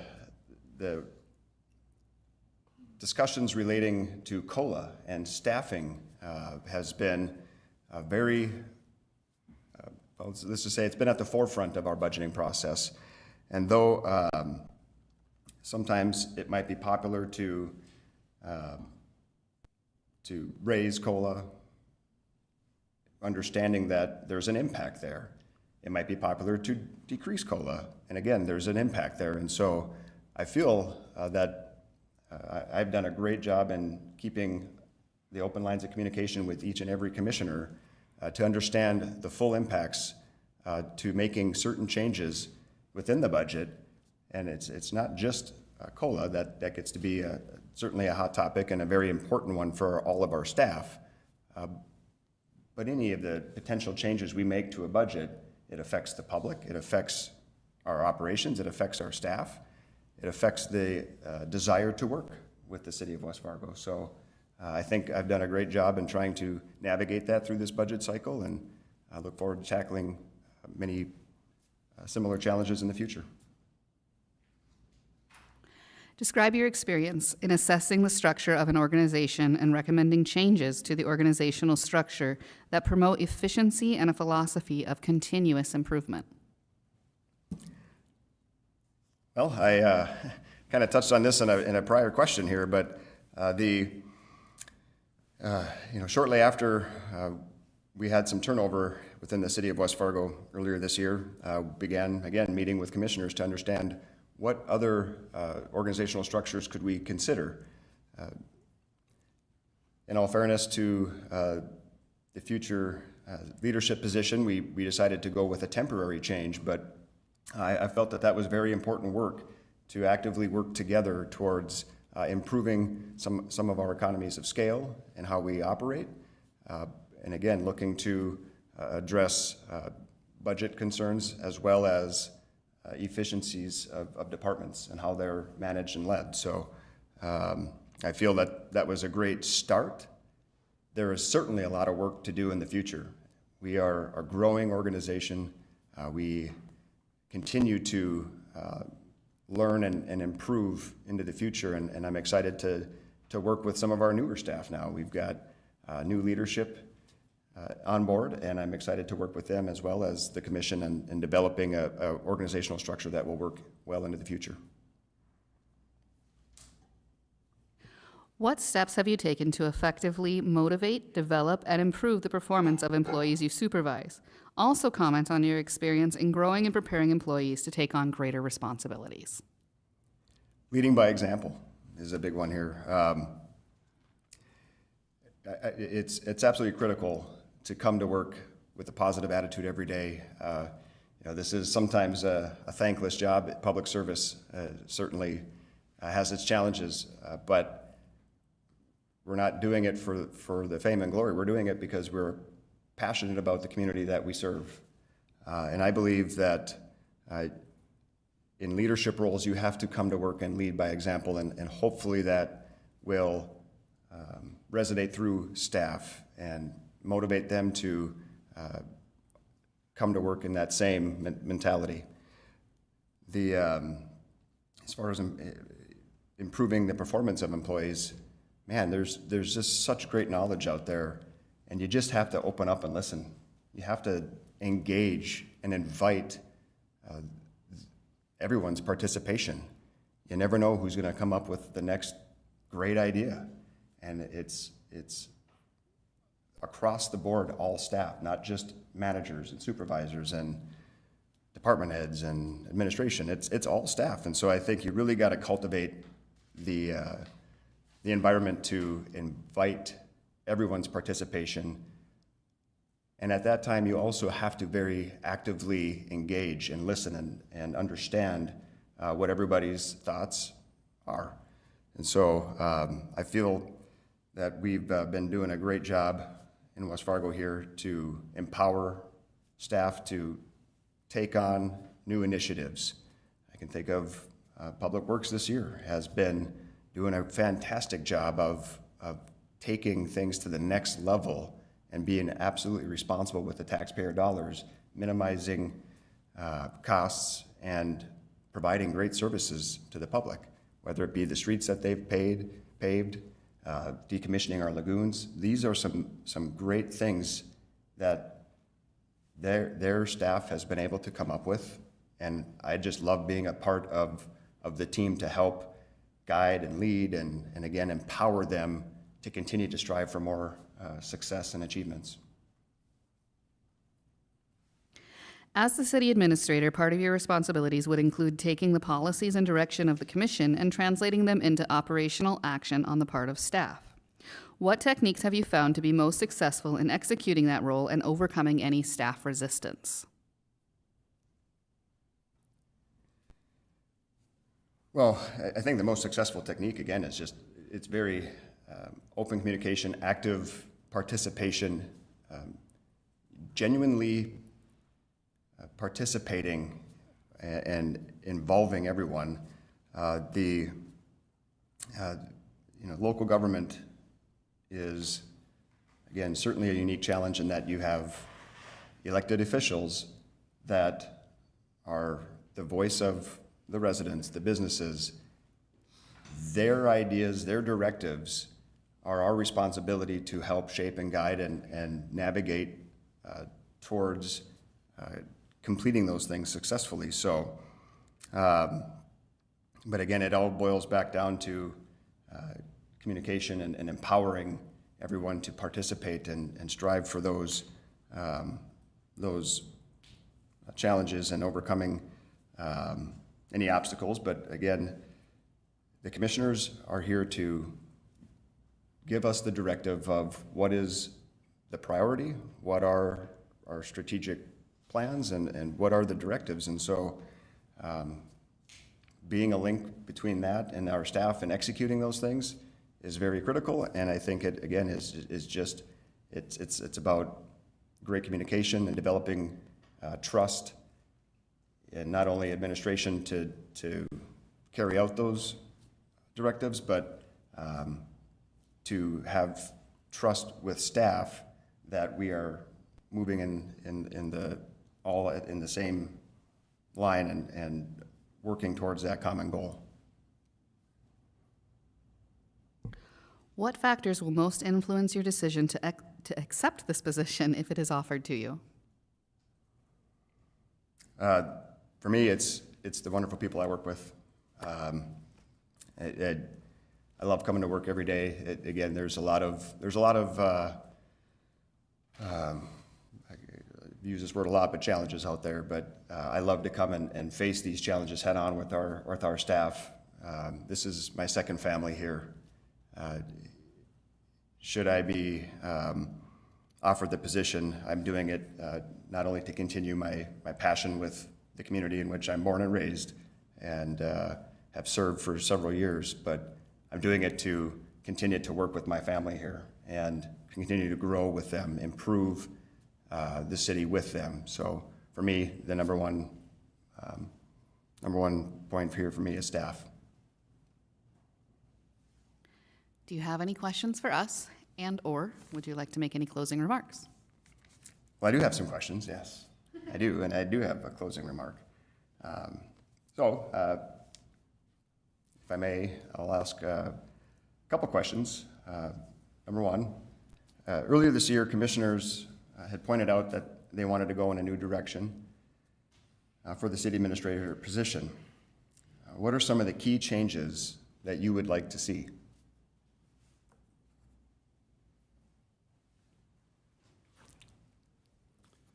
Commissioner Simmons. Thank you. I'll just make the comment that phrase "in a new direction" wasn't necessarily what it was. It was more communication. We want you to communicate with us more than what was happening. And that was more on a regular individual basis as commissioners or a full commission.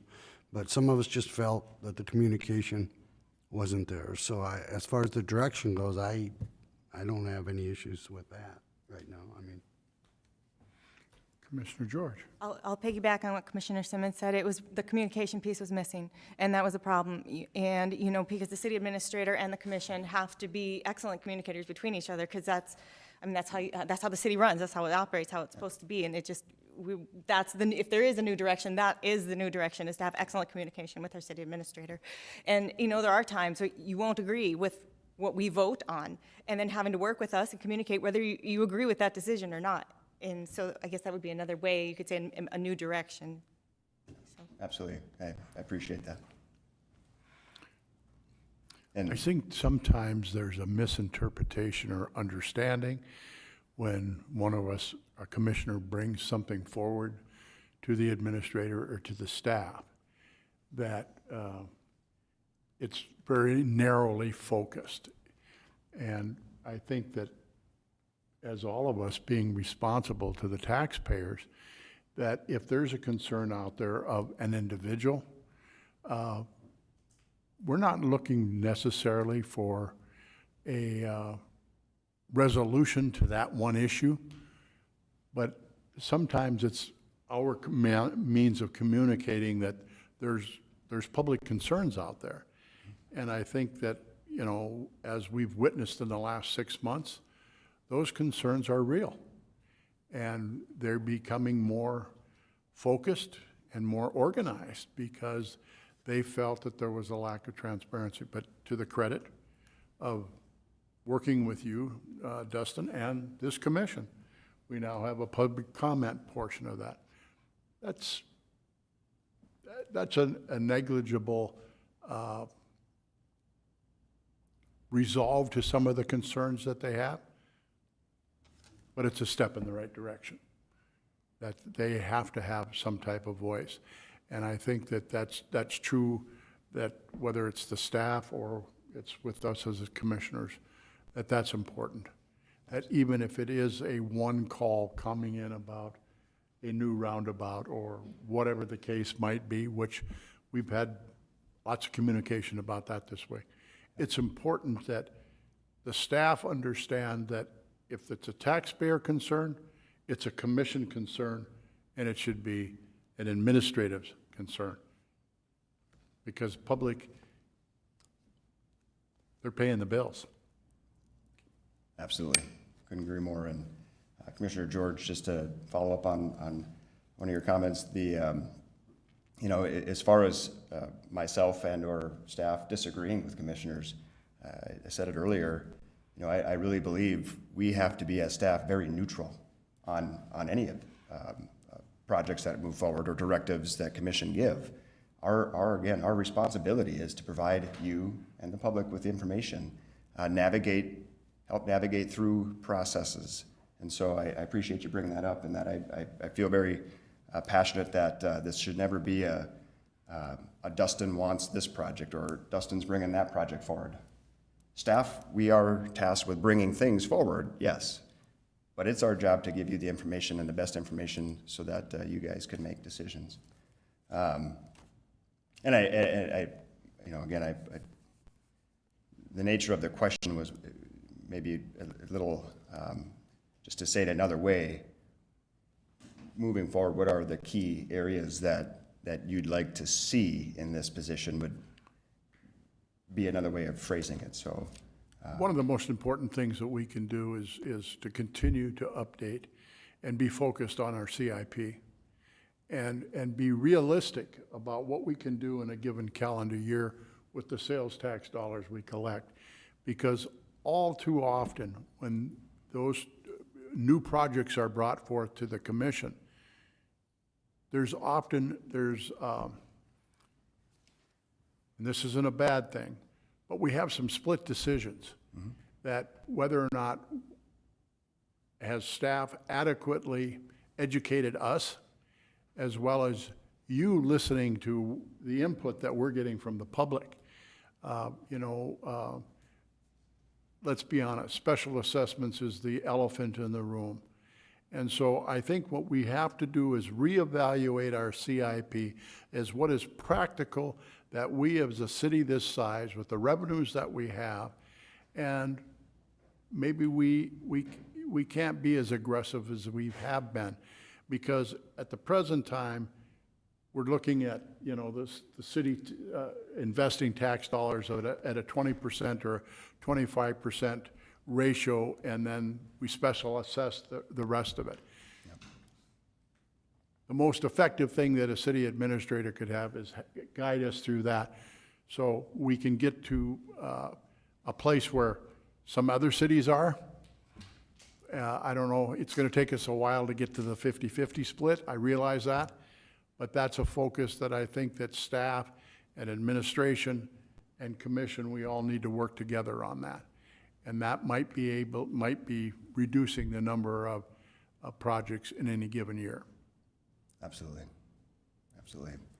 And I can speak on behalf of staff, and we are eager to turn the corner on the budget and start working towards these strategic planning efforts relating to the capital improvement plan, the economic development plans, and our public safety sales tax plans, and how we're going to spend those dollars. So eager to tackle that with the commissioners and staff in the near future.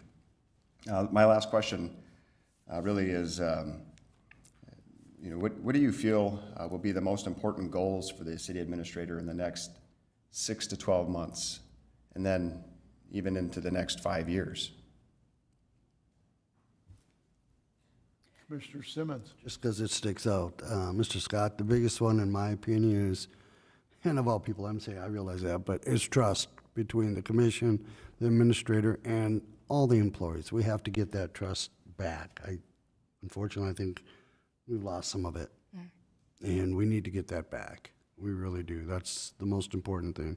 Because trust goes all the way to showing up with a smile on your face, as you have every single morning. I mean, you're right, we need to get all the employees back to want to come back to work and enjoy it here.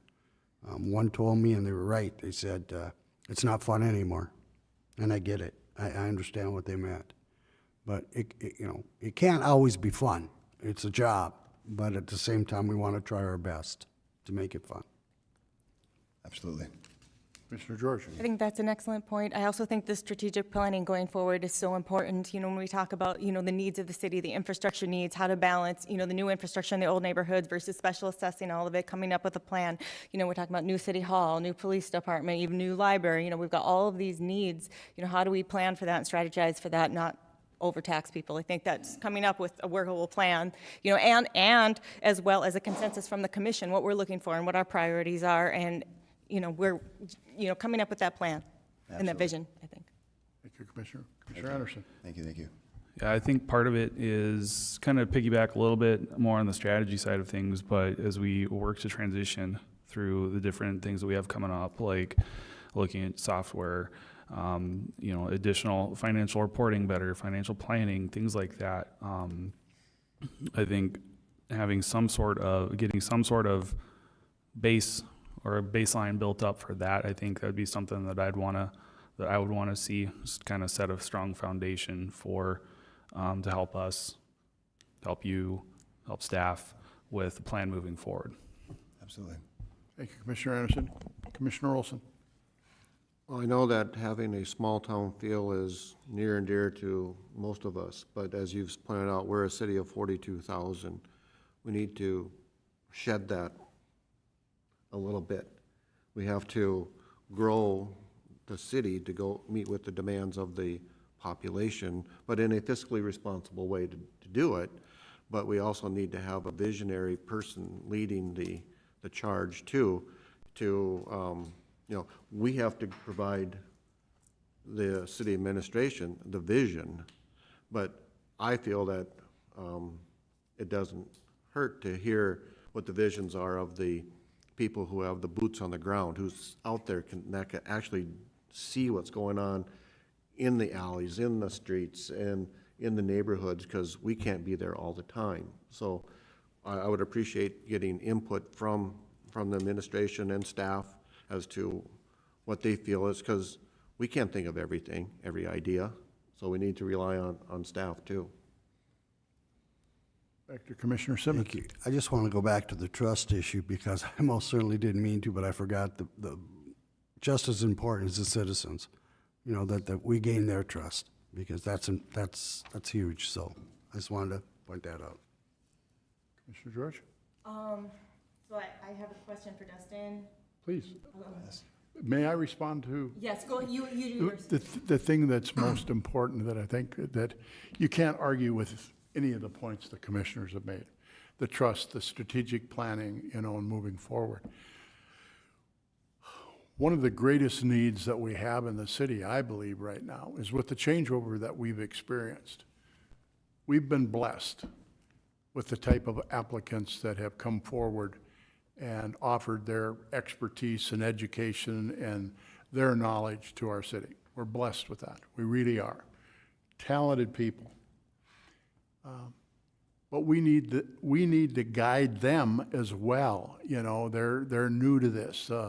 They're new to our city. They don't have some of the historical information about why we did this or why we did that. So as all of these are all very, very important, we need to be focused on those great people that have joined our city and helping bring them along. And we can all play a part in that.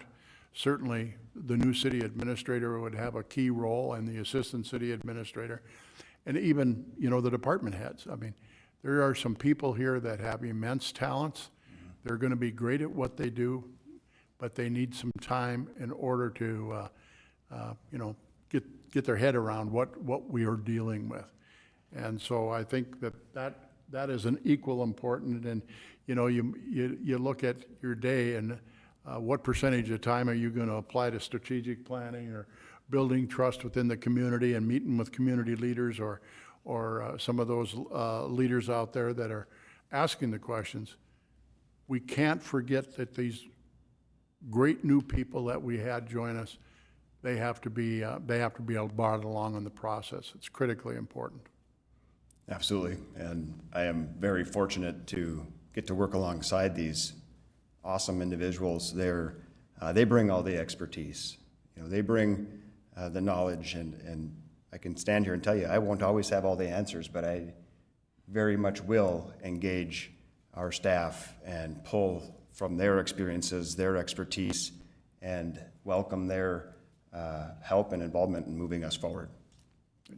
Commissioner George, you had another point you'd like Yes, to make? so, I mean, we're talking about trust and transparency and leading by example. You brought that up. I like that answer.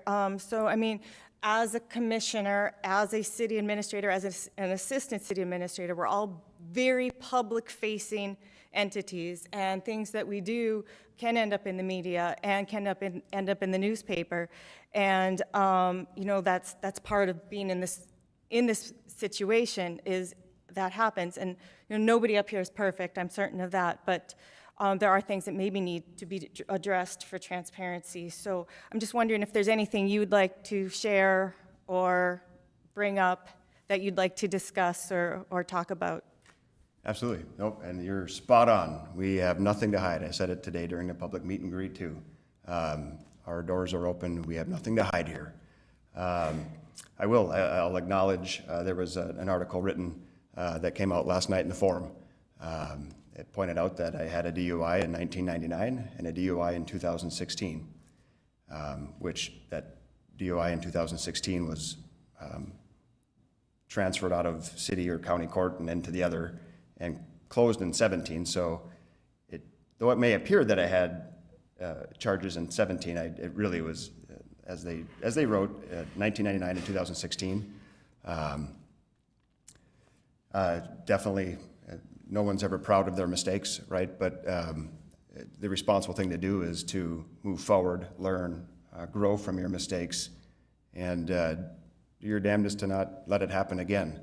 I can assure you, the commission, I can assure the staff that I work with every day, and I can assure the public that My past mistakes don't define me as an individual, and they sure will not hinder my ability to serve this great community in which I so passionately love. So I appreciate you bringing that up. Anything else, commissioners?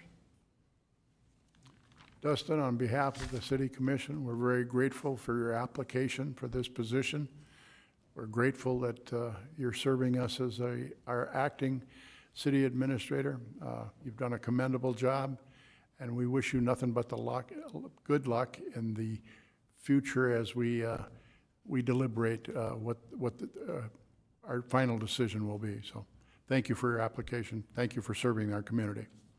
Thank you. It's been an honor and it's been my pleasure, and I look forward to continuing to serve you, our staff, and the city. So, thank you. Thank you, sir.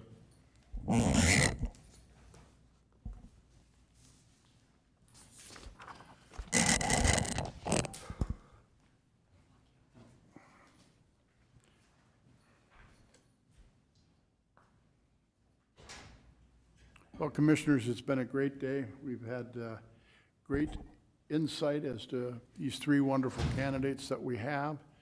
I know that there was engagement by the public and by the department heads with these three individuals, which is always very gratifying to see and the like.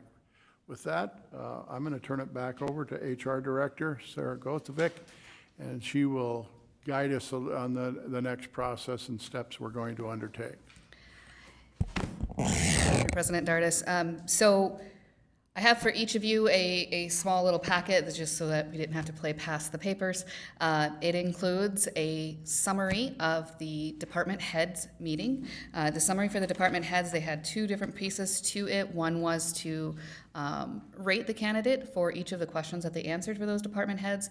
Those were then taken and averaged, and an overall average as to how they scored is listed for each candidate, as well as any commentary, verbatim commentary, was added to the summary there. For the community meet and greet, they were given a worksheet again to fill out that just basically said pro and con, what are their strengths, what are their weaknesses for each of those candidates, and then again, a summary was put together.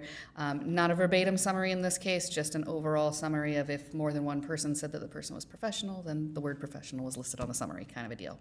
After that, you will find two reference checks. The third one is actually still in process, and that is for Mr. Olson, who just left. Or Scott, sorry, I don't know where I went with that. I was looking over at you. Yeah, it's your background check, sorry.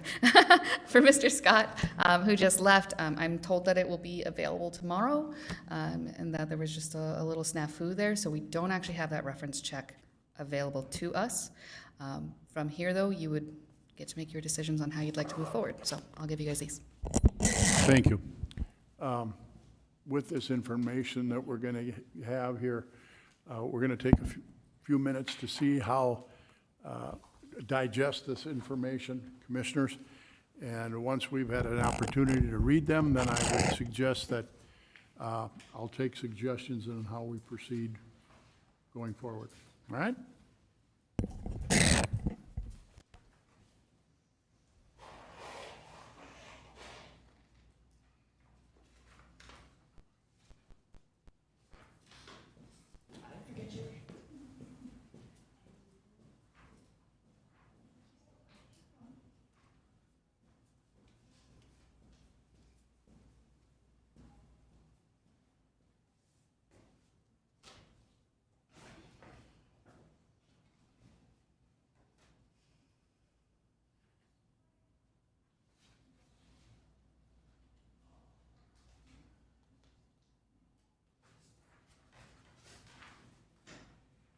Sarah? Is this from combined department heads or just one? How does that work? That's the combined summary. That's combined summary from all of them, but yeah, okay. Okay, thank you.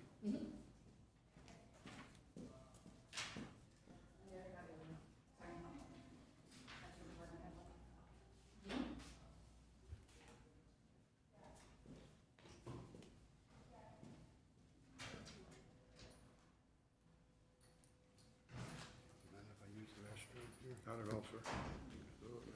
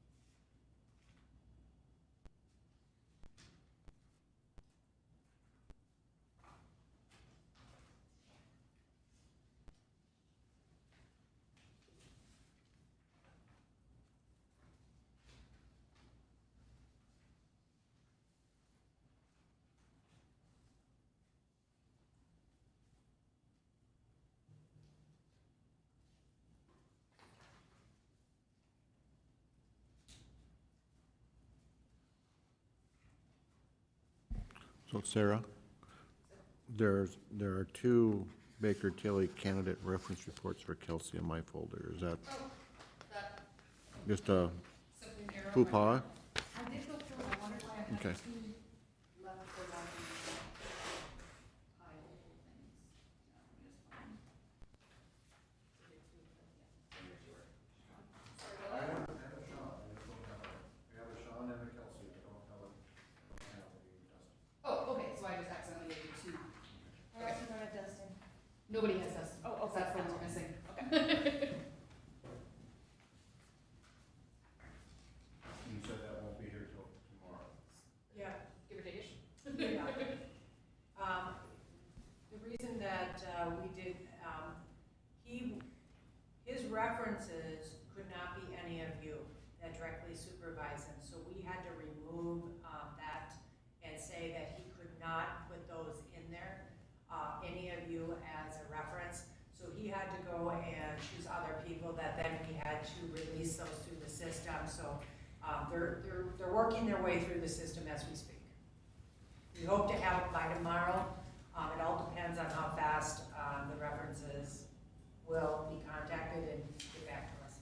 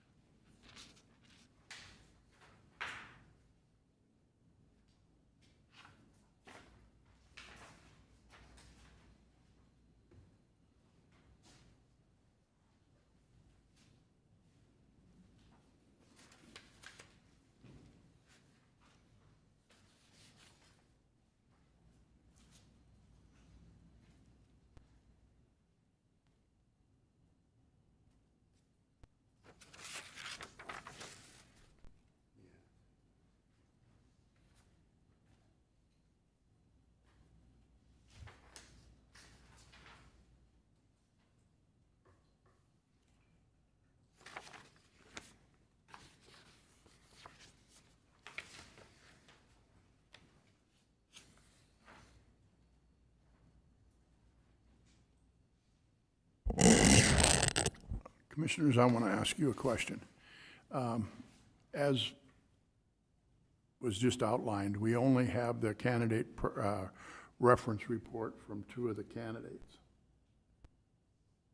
And my question to you is that should we wait to have the 3rd one? Or are you prepared to I'm going to leave that at your discretion.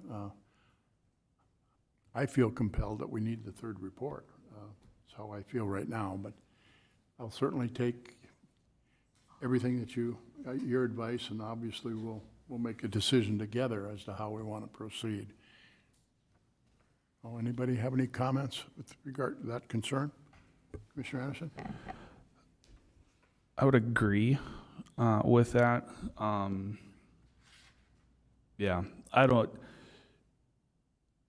Yeah, I'll keep it at that. But yeah, I would agree with that. Again, this is at your discretion. I'm not trying to influence one way or the other, but I think we should have all the information in front of us. Commissioner Simmons? Thank you. I don't disagree with that, but I think what I'll say that maybe Robin was referenced to is we pretty much are the references for Dustin Scott. I mean, we know him. We've worked with him for years. And I don't know if that's where you're going, but I'm just saying we worked with him for years. So, I mean, I'm fine with it. We can get him, but you like asking me how he's doing or something. Yeah, I wasn't going to go there necessarily, but I was going to say that if we're looking at all these and trying to compare each other or compare the different candidates with all the different numbers and metrics, we have different people measuring these different candidates. So someone's 5 might be a 7, to the other candidate. So where we have the staff and community input, in theory, probably the department heads, the same people evaluating the same, the three finalists. So I would agree with that. You're not going to have somebody give you a reference who's not going to give you a good score.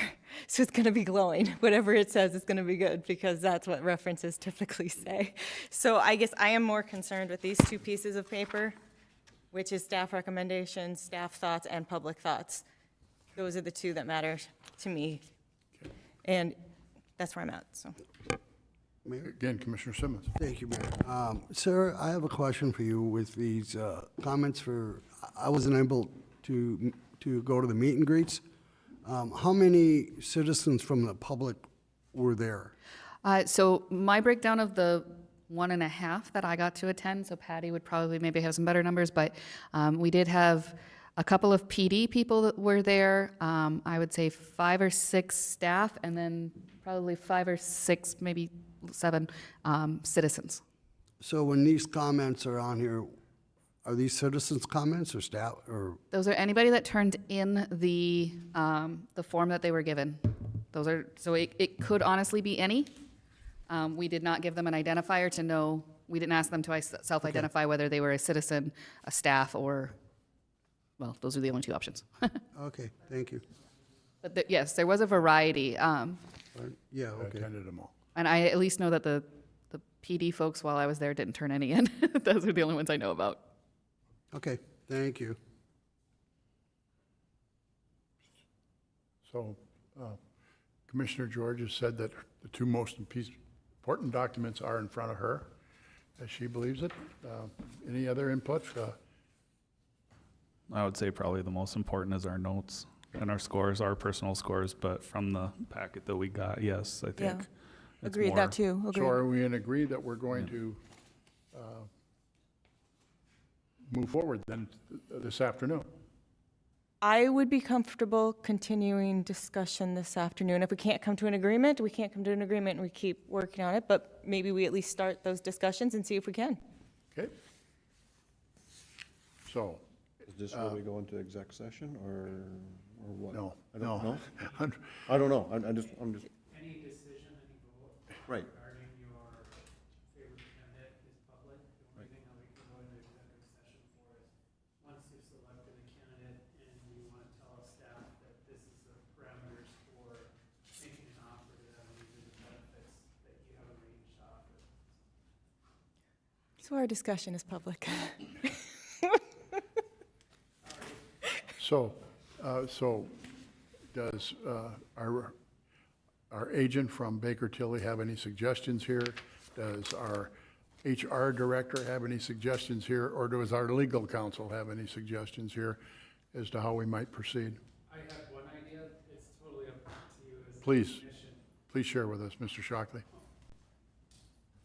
I had suggested perhaps we could just ask each one of you what your ranking was, and then we'll just, like, if candidate A gets 3 1s, then, you know, we can tell you that, and maybe it helps you narrow it down to 2, maybe there's a clear winner. I don't know. That's one option. I don't know if you had any other suggestions. I would agree with Mr. Shockley that it's at least a place to start, much like how you identified from the applicant pool to the candidate pool to the interview pool. It gives you a place to start. That sounds fine with me. Do you all have them ranked presently? I haven't tallied them. Yeah. I'll give you a couple of minutes, and I'll be honest, my personal scores are not necessarily the end-all, be-all, Yeah. right? Yeah, that's the thing. Exactly. mine aren't either. Okay, So, yeah. well, that isn't gonna work then, is it really? Right, well, because I'm taking into account Start? Just- these as well. It will, because if we're taking into account everything, Yeah, what's your gut feeling is at this present Yeah. time as to the rankings of these individuals? Yeah, and I wasn't necessarily suggesting like it, to me, it would be all, like, everything that you've Every- seen from the candidate. Yep. Yep. Who's the first choice, who's the second choice, who's your third We put choice? them on anything? And just so you have it, because we're gonna have to say it. Yeah, I mean, you want it on a piece of paper, or they want it, oh, they don't want it, we want it. My iPad died. I'm gonna run to the This is bathroom. new to me too, believe it or not, this is the way we're doing it. We're going to be recessed for a few minutes. So she wants.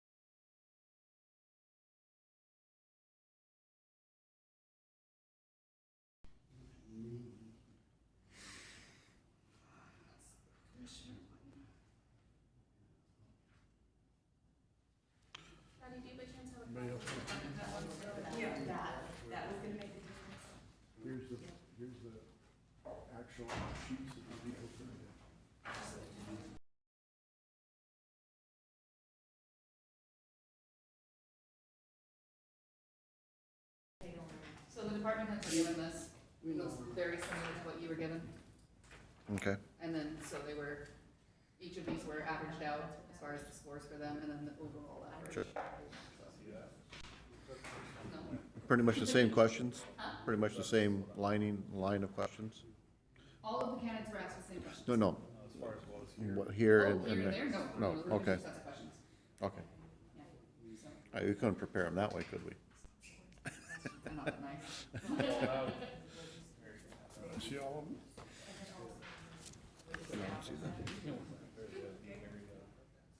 So, They weren't very prepared, yeah. I'm gonna ask you, I got 5 numbers down here. I'm gonna ask, we're gonna start with the lady. Do we have to reconvene?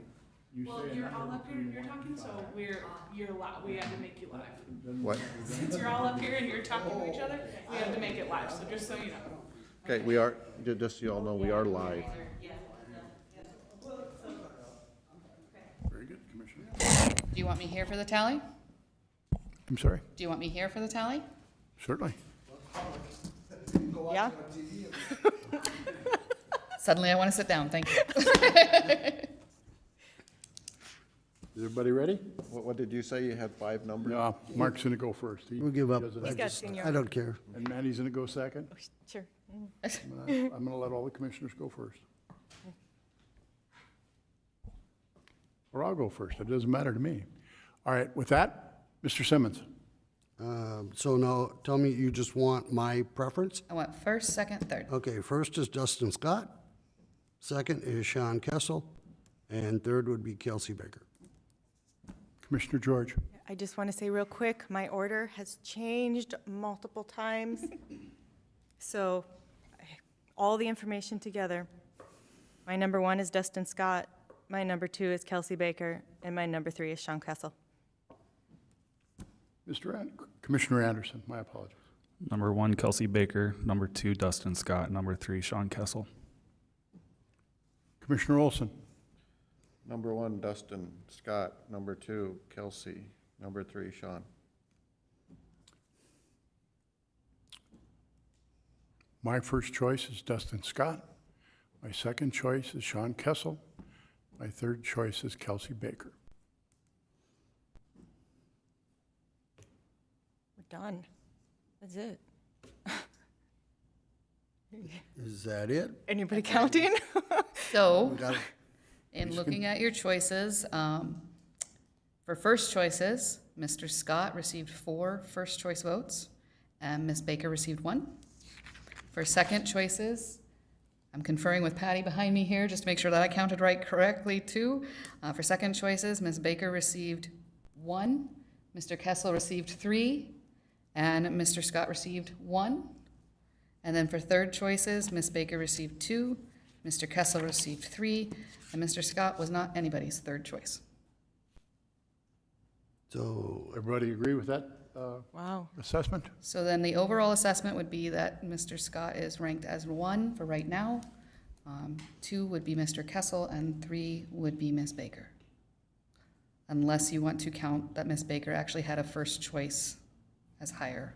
So really, Kessel and Baker are kind of at the same level at this point. are we still have other things to do?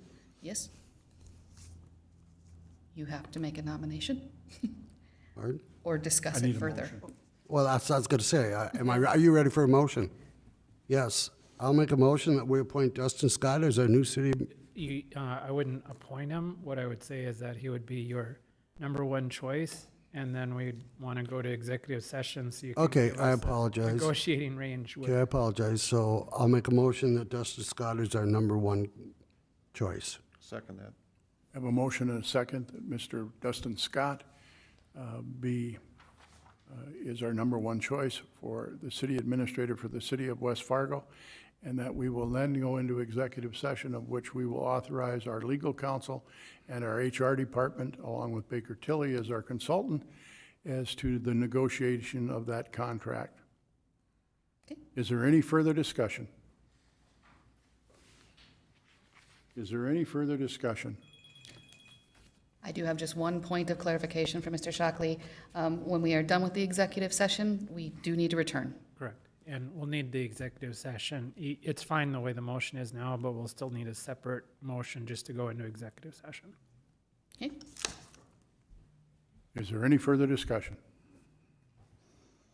Hearing none, all those in favor, please signify by saying aye. Aye. Opposed? Motion carried. Let the record reflect it was a 5-0 vote. And now we need the motion for the executive session. I'll make the motion, move to executive Commissioner session. Olson moves that the West Fargo City Commission on September 26th at approximately 5:35, that we go into executive session. Second. Have a motion and a second that we go into executive session. Is there any discussion? Hearing none. All those in favor, please signify by saying aye. Aye. Opposed? Motion carried. The motion did not include where we're going. We are going to the Rasmussen room, so follow me. Once again, same place we went last time. That's over in the police department in case somebody hasn't been into the Rasmussen room. I need to take, on the way over, okay? We take all this with us.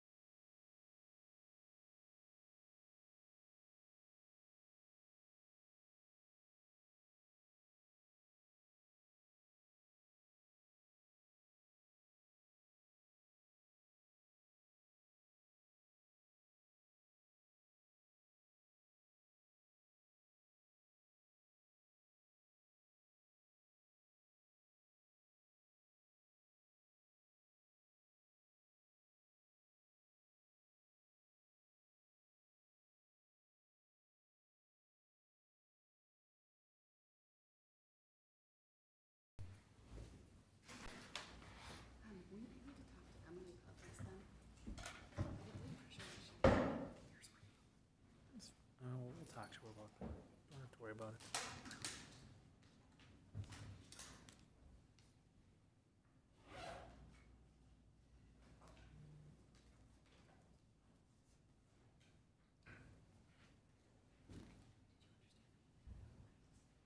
Yes.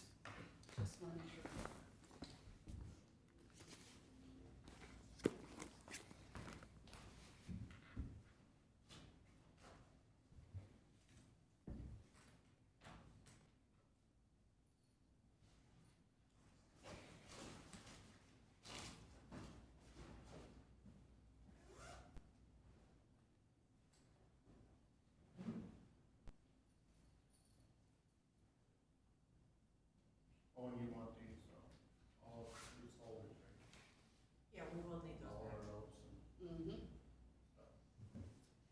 What about those? You want them back? Yes, I get everything. Okay. Would be any confirmations once things are What do you mean? well, like when you. Oh, yeah, yeah, I'll let you guys know. No, I'm gonna make you wait till Monday. It's either gonna be on your agenda or it won't. What are you gonna do?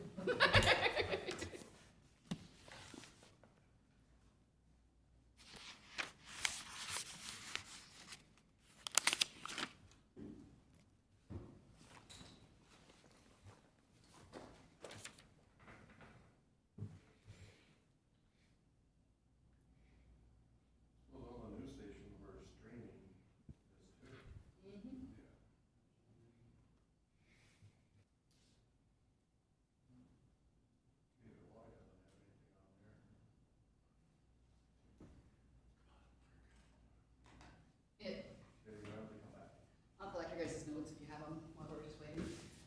Now I get to do the torturing part.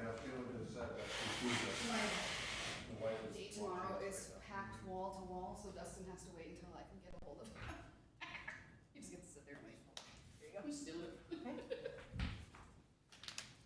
Commissioner Simmons, when he knows.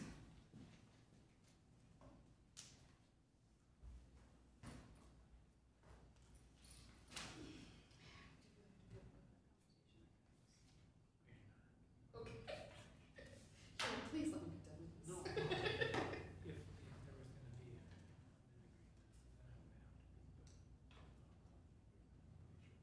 would have to. Yeah, and we don't need to have like a contract or anything, so we just need an offer. It's at the. Well, I just need to, I'll need to map out the verbiage because it's gonna be a non-graded now, so.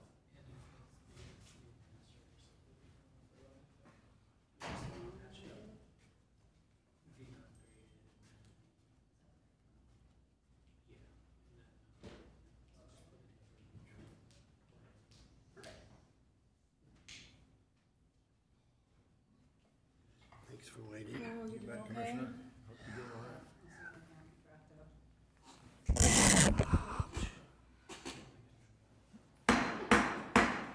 We will reconvene this special meeting for the purpose of interviewing city administrator candidates for the city of West Fargo. I would like to thank the 40 applicants that we had from throughout 22 states across America showing interest in this position. I'd like to specifically thank Dustin Scott, Kelsey Baker, and Sean Kessel for making the final three and becoming our final three candidates. They've done a nice job. I'd like to thank the commissioners for the roles that they played, the input, the insights that you had, and your engagement. They made this process very transparent and, in my belief, very, very successful. I'd also like to thank the public engagement participants that were with us this morning. We had members from the public that come in and met each of the three candidates, had questions for them, and were able to actually offer their insights as to how they viewed the candidates and how they answered the question. To our staff, a staff that was also involved in a meet and greet this morning. We had great participation. We're very grateful for their insight and their suggestions, as they also had the opportunity to do a written critique as onto the three candidates. I'd like to thank Baker Tilly for their engagement and the process of guiding us through this and the recruitment that they did for us. With that being said, the City Commission, we have just returned from a special meeting of which we have authorized our HR Director, Sarah, Baker Tilly as our consultant, and our legal counsel, Mr. Shockley, to enter into negotiations with Mr. Scott for his salaries. With that, Commissioners, do you have anything else additional to add or questions? Anyone? Commissioner Simmons? Move to adjourn. Commissioner Olson?